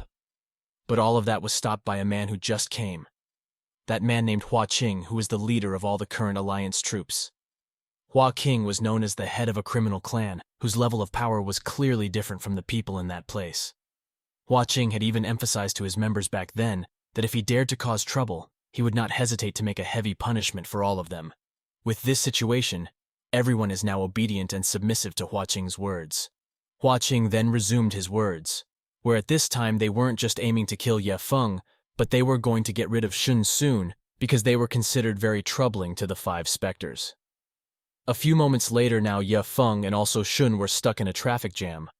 There they were really frustrated in such a situation because this would certainly slow down their path to their mission. And because this took too long to make Ye Feng furious, he immediately did a diversion where he immediately breaks through a new shortcut. In other words, he manages to gain an ability to drive a car very fast and get to his destination very, very quickly. When they were traveling, Shun saw a woman who was none other than his nemesis. Shun then immediately met the woman's figure, and it didn't take long. When the two of them managed to meet, Shun immediately gave a heavy attack towards the woman, but Shi overcame that and tried to counterattack Shi's kick, nearly wounding Shun. But now the fight is getting more balanced without half-hearted. Now Shun managed to tear the clothes worn by Shi. In such a situation, it was seen that there were 2 specters who were watching the fight between the two of them. Not only the 2, there were also 5 specters who would soon gather their abilities to defeat Ye Feng. They started to place road restrictions, so the car worn by Ye Feng was now forced to a halt. Ye Feng immediately rushed out and was about to deal with it. The attack that Ye Feng was about to get was not only from the 5th spectrum, but from Shi-shi's figure. Shi-shi was a member of the Elite 3 combat unit, the ability of which was shared by all of them was above D rank. This would naturally give Ye Feng a bit of a hard time. Even so, Ye Feng confirmed one thing to Xishun, that things like this were just delicious food for him. When Ye Feng, who wanted to take an unexpected step, Shun even sacrificed himself to fight against Shi. He also ordered Ye Feng to immediately save Miss Bai Yi and protect her. Shun even now managed to fight with one of the specters, so that it became very fierce. Ye Feng is now starting to enter the battle arena, which makes Shun now have to face his nemesis, Shi. The fight between the two of them is now getting wilder and more tense because these two people are very difficult to reconcile. Not far from the location of the battle, there were also 5 spectators who intended to kill Ye Feng. Attacks started to be carried out by the 5 specters simultaneously, which made Ye Feng immediately release a demon spirit, which was a lion demon. With its roar, the Lion King managed to paralyze these specters, making them feel a state that was truly impossible. How could they get hurt? Just by a roar from a lion like this, they didn't want to stop there. They started to put up a fight and tried again to attack simultaneously. The attack itself was now successfully avoided by Ye Feng by using a vicious circle technique so that anyone who got close was now immediately sprawled out. After the 5 specters collapsed, Ye Feng realized that this opponent was extremely weak. Besides that, it was shown by the fierce battle between Shun and Shi. Shi was a little amazed by the greatness obtained by Shun, who came from the ghost sect. Before the big fight was about to happen again, Shun tried to ask Shi about the reason why Shi and the others tried to finish him off, and what exactly they all planned. Shun would threaten Shi if Shi didn't want to open her mouth, then she would open Shi mouth using her own hands. At a time like this, Shi explained that this was not the time to say such things. However, Shi said that currently the 2 elders of Shun's ghost sect were not here, so Shi could take advantage of this situation. But on the other hand, it can be seen that Ye Feng has defeated 5 specters with a landslide, so that in the end, Shi will immediately bring out his best ability to avenge everything. Shi's best ability actually succeeded in resurrecting the 5 specters that were previously defeated. This kind of power made Shun and Ye Feng a little worried. They will use their abilities to the best of their ability. Shun is now unsparingly willing to sacrifice his own life to protect Master Ye Feng. Shun did all of this because he felt very much indebted to Ye Feng, who had educated him as a demon who was strong enough. Shun is now with all his heart pouring out everything for Ye Feng, who is quite difficult with this situation, and he has little time to save Shun. Shun now has to face one of the spectators, which in the end makes Shun quite overwhelmed. Luckily at that time, Ye Feng helped Shun, so one specter had now perished. When it managed to defeat one specter unexpectedly, 2 other specters tried to attack Ye Feng, so again and again Shun sacrificed himself. The direct attack that was aimed at Ye Feng earlier now hit Shun instead. Ye Feng was too late for that, and not only that, Ye Feng was also stabbed in the back by Shi at this time. With that wound, Ye Feng would immediately retaliate very cruelly. A battle began to occur between Ye Feng and Shi. Unmitigated because of that anger, Ye Feng was forced to use the demon killer technique Blood Fury, which in fact could make Shi not do the same very. Shi tried to avoid the blood attack, but everything was too slow, because the blood attack was really like a hunter. They would target the enemy very, very tightly, which in the end made Shi also be restrained by the blood technique, and defeated by Ye's demonic technique Feng, so that the other specters also perished. With this whole situation, Ye Feng, without thinking twice, immediately saved Shun, who was seriously injured, then immediately took Shun to the car to be healed. Ye Feng also explained one thing to Bai Yi, that the woman Shi's condition earlier had now undergone a soul-dissolving process, where Shi would forever become a blood slave. These were all the consequences for daring to harm Ye Feng's people. For all the atrocities witnessed by Bai Yi finally realized with all her heart that this Ye Feng figure really came out of hell because he was never afraid of the enemies in front of him. After that, Ye Feng, without any other choice, would immediately carry out high-level treatment for Shun, namely by injecting his energy.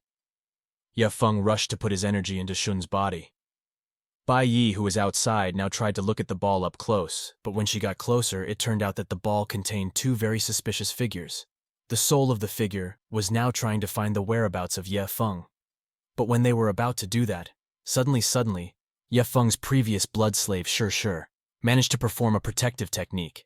Shi used the blood ability technique that Ye Feng had earlier to defeat the two mysterious figures. With all his might, Shi tried to deal with the two mysterious figures, but attacks from Shi did not mean anything. Shi died instantly, and this also made Shi finally free from blood slaves. Under these circumstances, Ye Feng was quite emotional because he felt disturbed. Ye Feng was now starting to show himself, and would soon fight against this mysterious figure, who was known as the two strongest people from the Ghost Clan who had betrayed him. Before the fight was shown with Shun, who is currently recovering due to getting an energy injection from Ye Feng earlier. At this time, Ye Feng was really angry, and was about to teach the twins a lesson soon. It didn't take long for Ye Feng to now control the two twins completely, so that these two people became blood slaves of Ye Feng. After finishing this, Ye Feng rushed to that place along with the others. In a different place, you can see a man named Lin Hao Yuan, who is the deputy minister of the Wanghe of the Leaf of Jiangdong province. He is currently meeting his grandfather, where his grandfather also told the man to always look after Bai Yi because Bai Yi really needs care. He then immediately told Grandpa that if he would always protect Bai Yi, he was sure he could protect him to the best of his ability. When they were talking like that just now, a strange situation came to that place, where there was a strong man who immediately met Hao Yuan, and also the grandfather. It turned out that this man was none other than the figure of the fourth son of the Leng family. He was part of the Leng family. It turned out that the man was looking for the whereabouts of Ye Feng because he wanted to avenge the death of Gong Yongfei. The man also emphasized one thing to Hao Yuan, that this was his family's business, so Wang He had better not get involved in this matter if he still wanted to live in peace. In this place, the grandfather tried to oppose the man because the man had destroyed the gate, and this was quite excessive. The man immediately tried to attack the grandfather, but was overcome by Hao Yuan. Hao Yuan said that this was absolutely not allowed to do, and if he dared to do it, he will face him. Under these circumstances, the man still did not remain silent. He said this was all too much done by the organization. At that place, the fourth son said to Chairman Bai, "He can't continue this because there is Hao Yuan's deputy in this place." The troubles between them would never end if Bai Yi's family did not put Ye Feng into his hands. Getting a threat like that didn't make the grandfather careless and afraid just like that. He dared to swear to himself, if Ye Feng is his life savior, and until whenever he will always protect Ye Feng, and also he will never let him go alone. These words from grandfather made the fourth son even hotter. He said, "It's really good this time. Is this what you want? And I can give it 3 days. And if Ye Feng doesn't come to see him within 3 days, then the Bai family will soon be gone from Earth." Then back to Ye Feng and the others. There Ye Feng told Bai Yi that currently there are lots of enemies targeting the Bai family. Bai Yi was very surprised about that, because he felt really threatened too. He added that currently the family on Bai Yi's side had never paid any attention to it, so the other families would never care about the Ye family. They would currently focus on hunting down the Bai family, because that family was Ye Feng's only connection. Bai Yi was also very worried about this. He tried to contact his grandfather to tell his grandfather about everything that happened, but then Shun said that at this time, grandfather was brave and willing to always be by Ye Feng's side.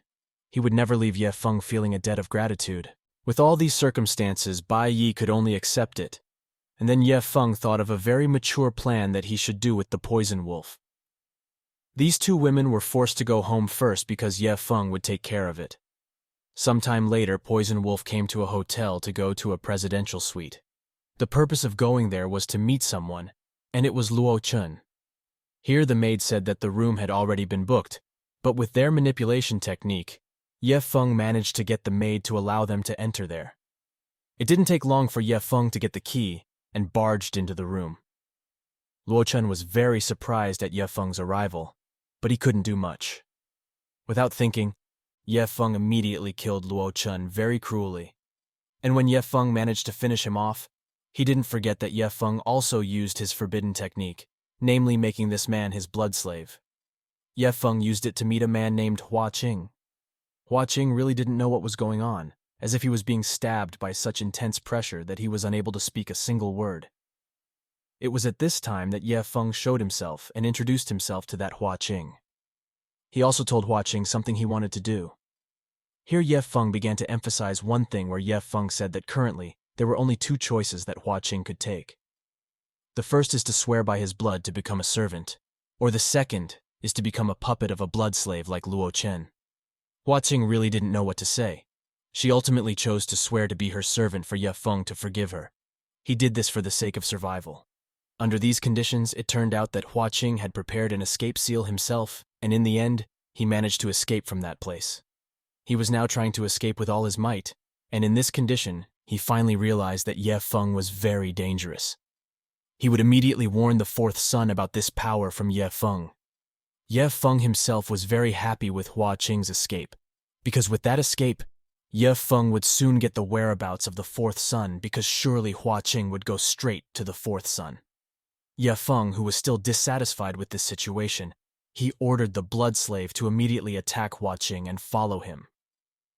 But it's a pity that when a big battle took place in that place, Hua Qing also easily destroyed the blood with the death technique he had. Even so, Ye Feng would immediately want to know where his clan's hideout was. Sometime later, Hua Qing also managed to meet the fourth son. There he apologized for what happened, but unfortunately the fourth son did not want to forgive him. He was really disappointed in Hua Qing, because even though he was given so much power, Hua Qing instead became a loser who was willing to run away and not finish off Ye Feng. For that disappointment made Hua Qing now be attacked with a heavy blow by the fourth son. He didn't want any loser to dare to run away just to save himself. Hua Qing was truly suffering like a trash. He was also told to leave this room immediately, and if Hua Qing couldn't deal with Ye Feng, then the fourth son would not want to see his face again, and it became a symbol of danger to Hua Qing. In such a miserable state, it was unexpected that Hua Qing could stand firm, but his eyes were currently bloodshot. It was all Ye Feng's actions that managed to control Hua Qing. That realization made the fourth son know that it was Ye Feng. He carried out a heavy attack that sent Hua Qing flying far down. It could be said that before that, Hua Qing had been hit by a poison blood technique that belonged to Ye Feng, so Ye Feng easily controlled himself at this time.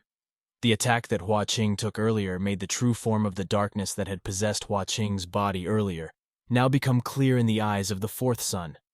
The fourth son was completely amazed at Ye Feng's strength, because even though he was quite far away, Ye Feng was still able to control Hua Qing.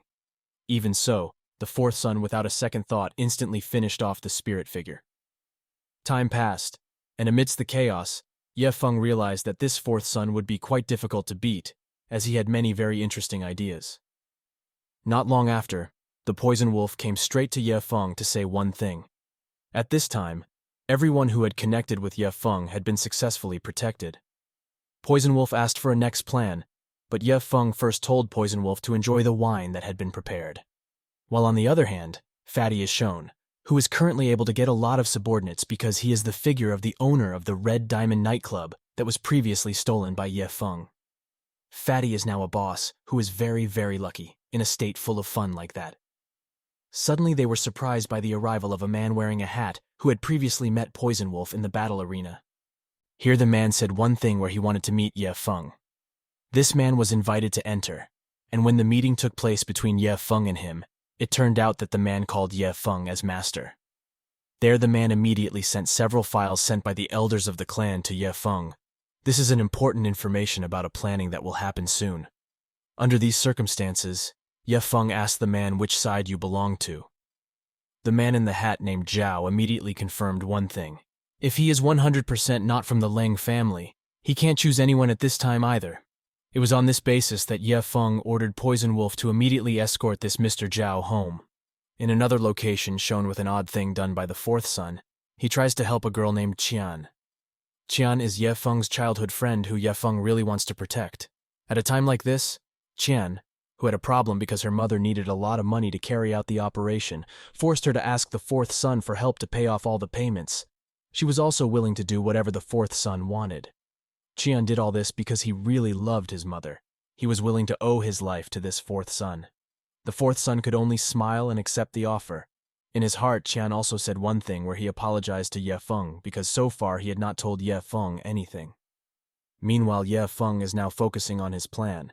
He orders a slave of his blood to keep following Mr. Zhao's figure because he wants to know some important and interesting information from Zhao, who has now passed away from Ye Feng's place. On the way, he told his clan members that at this time Ye Feng was a truly formidable figure. He could even predict that no one would be able to compete with that figure of Ye Feng. In that conversation, they also discussed the special plan of the fourth son, which is now likely to be leaked. Zhao then emphasized one thing, that it was likely that the fourth son would also never survive against that Ye Feng. This whole situation made Poison Wolf quite worried because he felt that Ye Feng was too trusting of the people from the Wang He organization. But Ye Feng emphasized one thing, that this was done with his brains. Emphasized that if the current Wang He of the Leaf wanted to use them as test subjects, then they should also be able to benefit from the cooperation. No half-hearted. How long later, Ye Feng finally got news of certainty from members of the organization about the plan of the fourth son, where the plan was the plan to kidnap Qian. This kind of information made Ye Feng rush to order the Poison Wolf to protect Qian immediately.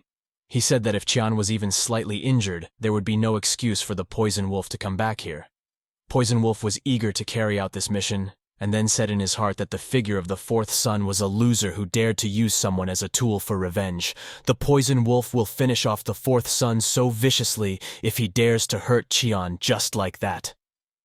Qian himself is shown reuniting with the fourth son, and the fourth son begins to prepare all the money needed for his mother's surgery. At this time, the Poison Wolf managed to meet the figure of the fourth son. There he tried to prevent the fourth son from taking Qian away. The fourth son then said that a figure like this Poison Wolf was nothing compared to him. He also ordered the Poison Wolf to leave this place immediately if he wanted to be safe. But the Poison Wolf then said that Miss Qian was someone Master Ye Feng protected, so he would never let Qian be taken away by a villain like this fourth son. When the middle Poison Wolf spoke like that, a heavy attack was now coming towards him. Because the fourth son was now getting angrier, the attack made the Poison Wolf realize that this person was too strong for him, but he had to be able to save Qian.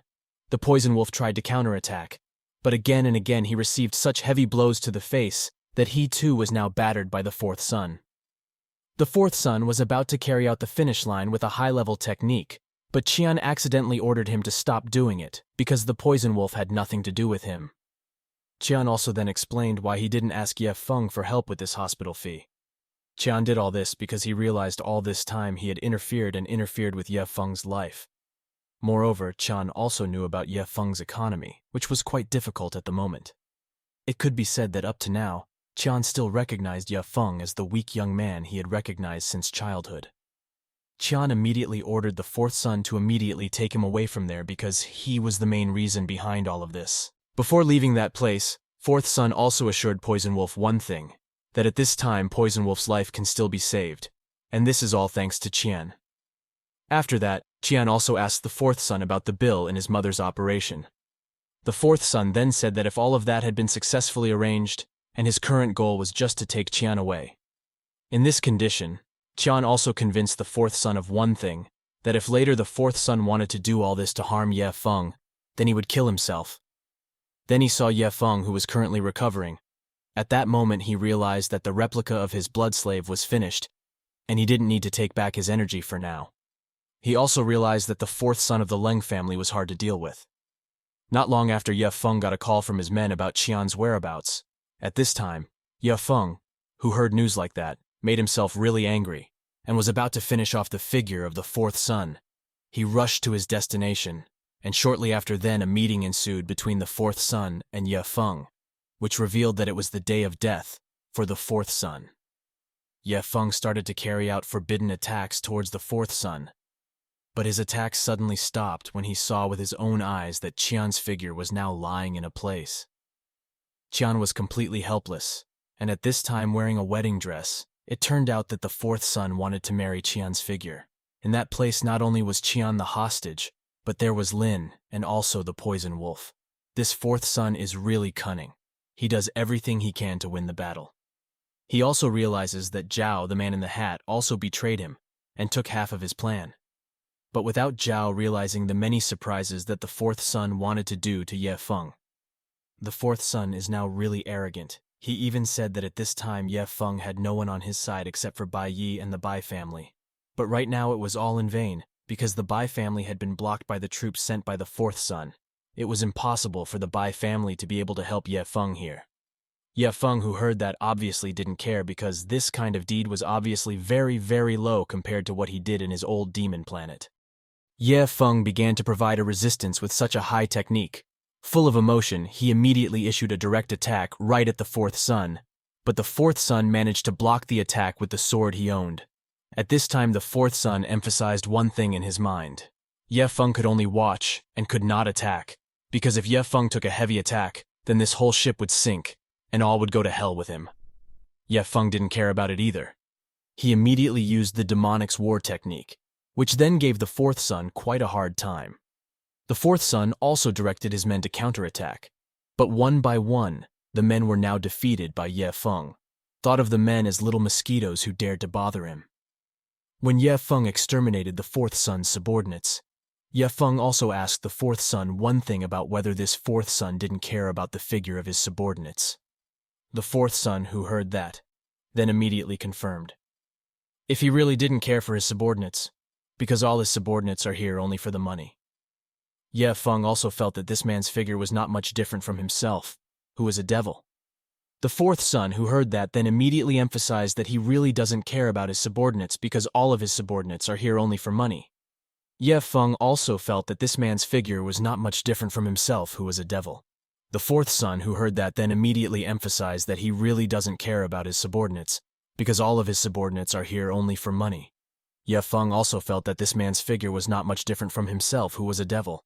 Under these circumstances, Ye Feng immediately took out the demonic slaying technique of the demon child, where it was seen that a small reddish-colored boy was about to attack. Ye Feng's technique was tried to be anticipated by the subordinates of the fourth son, but it was too terrifying. That little boy was so ferocious that even slowly the men of this fourth son were finished off by the figure of that little boy. In this condition, Ye Feng also said to the fourth son, "Come and be my food." Now Ye Feng has succeeded in defeating 100 soldiers of the fourth son by using the lion and also the red little boy. Under these circumstances, even the fourth son realized that Ye Feng was a truly powerful figure. He was even surprised that Ye Feng could still survive under the attack of his 100 soldiers. The fourth son also realized that at this time, Ye Feng's ability was close to S level, but this kind of level was still below his own. So he was the only true master with abilities above S level. Then the white mist attack was immediately issued by the figure of the fourth son, thus making even Ye Feng really feel challenged by this. He wanted to find out how long the fourth son would be able to defend against his attacks. The combination of the two attacks had now become extremely fierce and unmitigated.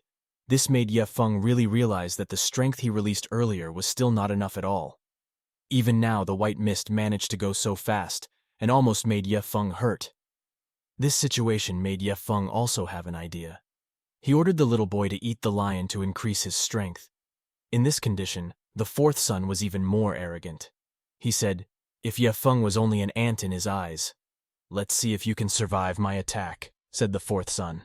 Then, without thinking long, the fourth son immediately issued 1,000 sharp mist technique that made Ye Feng now start to worry, and then immediately tried to defend himself. When he was about to counterattack unexpectedly, the red boy was now ready to carry out the mission. The red boy now carries a very terrible scythe weapon. To counterattack, he did a combo with Ye Feng, so that the fourth son was now quite overwhelmed. Even so, the fourth son didn't attack just like that. He released a mist of havoc, but his attack was even more dominated by Ye Feng, who now released a blood technique that was truly deadly, which made the fourth son even more cornered. The fourth son is now hit right in the chest in this condition, saying to the fourth son if the fourth son is a strong figure, but the fourth son will still die today. The fourth son, who heard that, then also immediately emphasized that at this time Ye Feng was the first very strong person he had ever met. This naturally made him even more interested in continuing the battle. The fourth son took out a fiery fog of havoc technique. But again, Ye Feng didn't want to let it go. He counterattacked. Under these circumstances, the fourth son was arrogant again, and Ye Feng also felt an interest in this fight as the fourth son was tough enough to be an enemy. After that, they immediately carried out a close combat. They used special techniques to carry out attacks. The fourth son tried to attack, but his attack was still too weak, so his attack was managed to be broken by Ye Feng, who was now directly hitting the fourth son. In this condition, Ye Feng returned to a heavy attack so that now it destroyed the pillar there and freed Lin from the trap. Lin had now managed to survive the curse placed on him by the fourth son, and in this condition, The fourth son took advantage of the situation until he managed to injure Ye Feng's rear body. But even so, Ye Feng confirmed one thing to Lin, that Lin was required to immediately save Qian and the others. Lin rushed to carry out the order while Ye Feng was about to end his fight with the fourth son. Under such circumstances, it was obvious that the fourth son would not just let it go. He would finish off the entire person altogether. Ye Feng, who knew that, rushed to do self-protection. When Lin tried to take Qian away from there, Ye Feng also protected with all his might from the attack of the fog created by the fourth son. Now Ye Feng started a close combat because Ye Feng realized that this fourth son was quite weak in close combat. Attacks began to be carried out by Ye Feng, but again and again Ye Feng will now find it increasingly difficult, because unexpectedly the fourth son managed to carry out a technique with the highest curse, so that without realizing it, made Ye Feng now cry blood. Ye Feng looked as if he was suffering from such an attack, but he clearly didn't give up easily. Ye Feng, who felt himself being humiliated like that, became angry and immediately attacked the fourth son's face, causing the fourth son to be knocked back. Ye Feng continued to carry out one-on-one attacks, but those attacks were repelled as best he could by the fourth son. But this fourth son was getting more and more desperate. He immediately used concrete to attack Ye Feng, but the concrete was easily crushed just like that. Being in this kind of condition made the fourth son wonder how could Ye Feng become so strong in such a short amount of time. Ye Feng then explained one thing, that this could happen because he managed to absorb the power aura released by the fourth son. The fourth son really couldn't think of such a technique, as it would be detrimental to him. Ye Feng then said goodbye to the figure of the fourth son, while also saying that if the fourth son was the last step for him to reach the S level, at this time the fourth son was also ruthlessly killed by a self-splitting technique. Ye Feng is now back to meet Lin, and also says that if everything is over, and they can go home in peace. The next day, Ye Feng and the others were now at the Bai Yi family's residence, where various treatments were received by Bai Yi and the others. They were all completely cured and treated very well by the Bai family. At that place, they were all worried that there was a possibility that Ye Feng would continue to be chased by the Lung family. But Shun then emphasized one thing, that in the central government, the Ye family was a family that might be at the top tiers, and it would be increasingly difficult for other families to touch him, especially now the fourth son, who was famous for his prowess, had been subdued by Ye Feng. At times like that, the grandfather also suggested to Ye Feng to stay in the city, but Ye Feng had another plan he had to do. Meanwhile, in a different place, it is shown that Hao Yuan is currently meeting with the figure of Gong Yunfei's mother. There, Madame Leng alias Gong Yunfei's mother asks for security from the Wang He of the Leaf organization, because according to her, only this organization can save her from being murdered. Carried out by Ye Feng. For that safety later, he was also able to do a very unexpected thing, where he would hand over 90% of his wealth to that organization, including Hao Yuan. Of course, the chief Wang He of the Leaf agreed without thinking. As you know, Hao Yuan is part of Grandpa and also part of Bai Yi's family. He was also a top official of an organization where their goal was still the same, namely to immediately carry out research subjects on Ye Feng's body. In such a tense situation, Madame Leng instead ordered Hao Yuan to finish off Ye Feng, and he would give the rest of all his wealth to Hao Yuan. Hao Yuan also clearly refused, because at this time, Ye Feng's safety would be very calculated, because Ye Feng's body would be used as a research subject. Sometime later, Hao Yuan saw who was currently having a special conversation with Miss Bai Yi.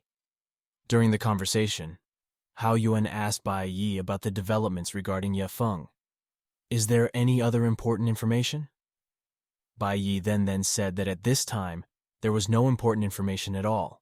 There was only a business progress carried out by Ye Feng, who was currently managing the assets he had stolen from the Gong family and Leng family. After that, they will also have a conversation that is completely private, so they are forced to enter a room, where Hao Yuan will explain who Ye Feng is. When he got inside, Hao Yuan immediately said that Ye Feng's figure was so scary. Meanwhile, the next day was shown again with Ye Feng, who was currently with Shun. Shun is currently ordered by Ye Feng to find out about all kinds of information about Qian. Is there anything hidden by her figure that is very similar to Huang, the lover of Ye Feng who is in hell? Shun continues to search, but until now he has not received any information regarding Qian. But soon Ye Feng suddenly got a message where the message was intended for Ye Feng, where Ye Feng was required to tell about the secrets of our mystical star Gongfa.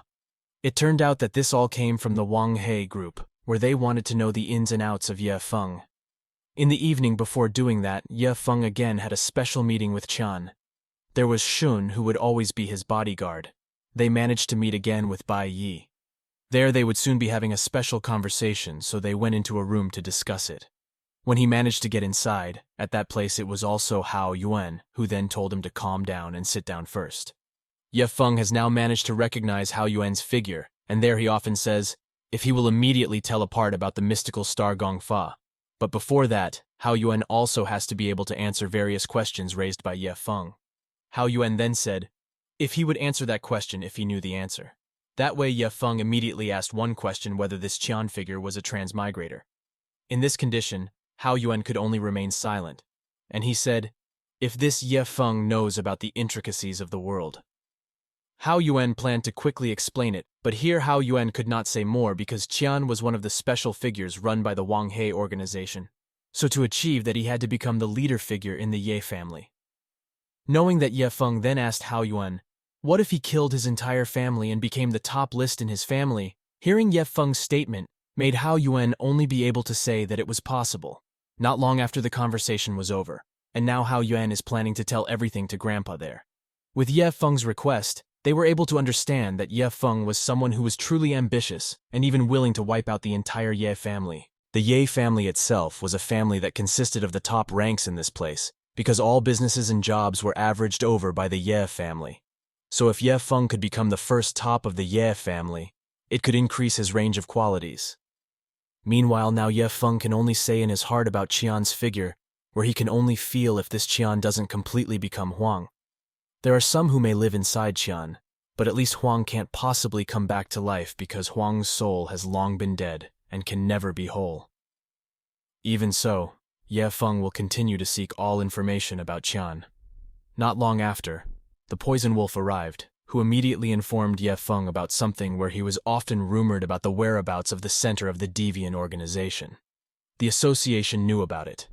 Ye Feng would immediately head there, and before that, the poison wolf had to escort this Qian figure to safety. A while later, Ye Feng as well as Shun had successfully arrived at the place. They gave their invitation code so they could enter here.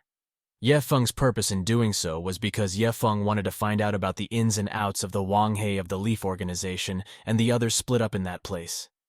Shun was walking alone, and he instead met Bai Yi's figure. A special conversation then took place between the two of them where in silence they discussed Qian. In such circumstances, Ye Feng listened to a conversation between them which had discussed the figure of Qiang, where Qian's current existence was in danger because currently Qian's soul had not been fully fulfilled. Shun is required to find his remaining soul as soon as possible. This can be said if Qian is a transmigrator. Under these conditions, Shun was really confused about the situation that was happening, but even so, Bai Yi gave him a tool that could certainly help Shun in his search. It was called Soul Compensation Incense, which would be of great use to help Qian. All this news was known by Ye Feng. Then Ye Feng also realized one thing, where at this time the position of one of his souls was already in a place where gold and coins were stored. There he managed to use his ability to disguise himself as a man in a hat. He then immediately destroyed the barrier wall that separated the coins in that place, and Ye Feng was now able to successfully use the Haoshan domain, where with such an ability he managed to destroy the warehouse easily and find various very attractive prizes. There were lots of treasures. Wealth whose amount could even reach the entire planet. With this discovery, Ye Feng finally realized that there is still much in this world that he still doesn't know. However, soon he realized that a man was coming. Sure enough, the man immediately made Zhao not move. Ye Feng's shadow was then immediately destroyed by the man, causing Ye Feng to be affected by his attack. This man also had such a frightening aura. He could even tell that this Ye Feng was from a blood energy cultivation. He was currently so arrogant that he said if he was only going to deal one punch because right now he didn't want to fight in this condition, making Ye Feng also realize that the man's figure was way above his strength level. Ye Feng really didn't expect that in a place like this, there would be a monster as terrifying as that man's figure. Ye Feng would then immediately use his blood slave to immediately anticipate the man's figure. Ye Feng began to make his own appointment there. The man was still very arrogant. He told Ye Feng that at this time he only wanted to take a few punches and did not want to finish off Ye Feng. He just wanted to teach Ye Feng a lesson. This man came from the Haoshan sect who was famous for his prowess. The man also realized that currently, Ye Feng was a figure from the mystical star. Even so, the man was about to launch an attack on Ye Feng. When the man was about to strike, Ye Feng without a second thought immediately took out his main technique. At first the man thought that he could block and anticipate the attack, but when he felt close to that power he finally realized that this power could not be damned. In this condition, Ye Feng also said that the Haoshan sect was a trash sect, before which had been abolished by Ye Feng because it was famous for its cruelty and tyranny. The man is now really frustrated. He did not expect that the power possessed by Ye Feng would be this big. The attack carried out by Ye Feng now caused the man to experience very deep wounds. In this condition, he also didn't realize what was happening.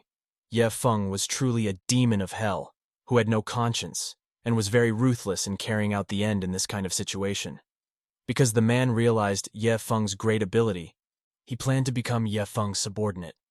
But Ye Feng said that it was too late. The man was now finished off by Ye Feng, and in this situation made Ye Feng, who realized that the man earlier was only big in his speech, while his strength was very, very minimal. It could be said that the man in the past only won in bluffing. After that, Ye Feng immediately headed to a warehouse whose contents were the gifts waiting there. He accidentally found something he was looking for, namely soul gathering. This is a place to collect the souls of people who have been lost. In this state, Ye Feng was really happy, but soon the man was still alive and was now attacking Ye Feng with a high level of strength.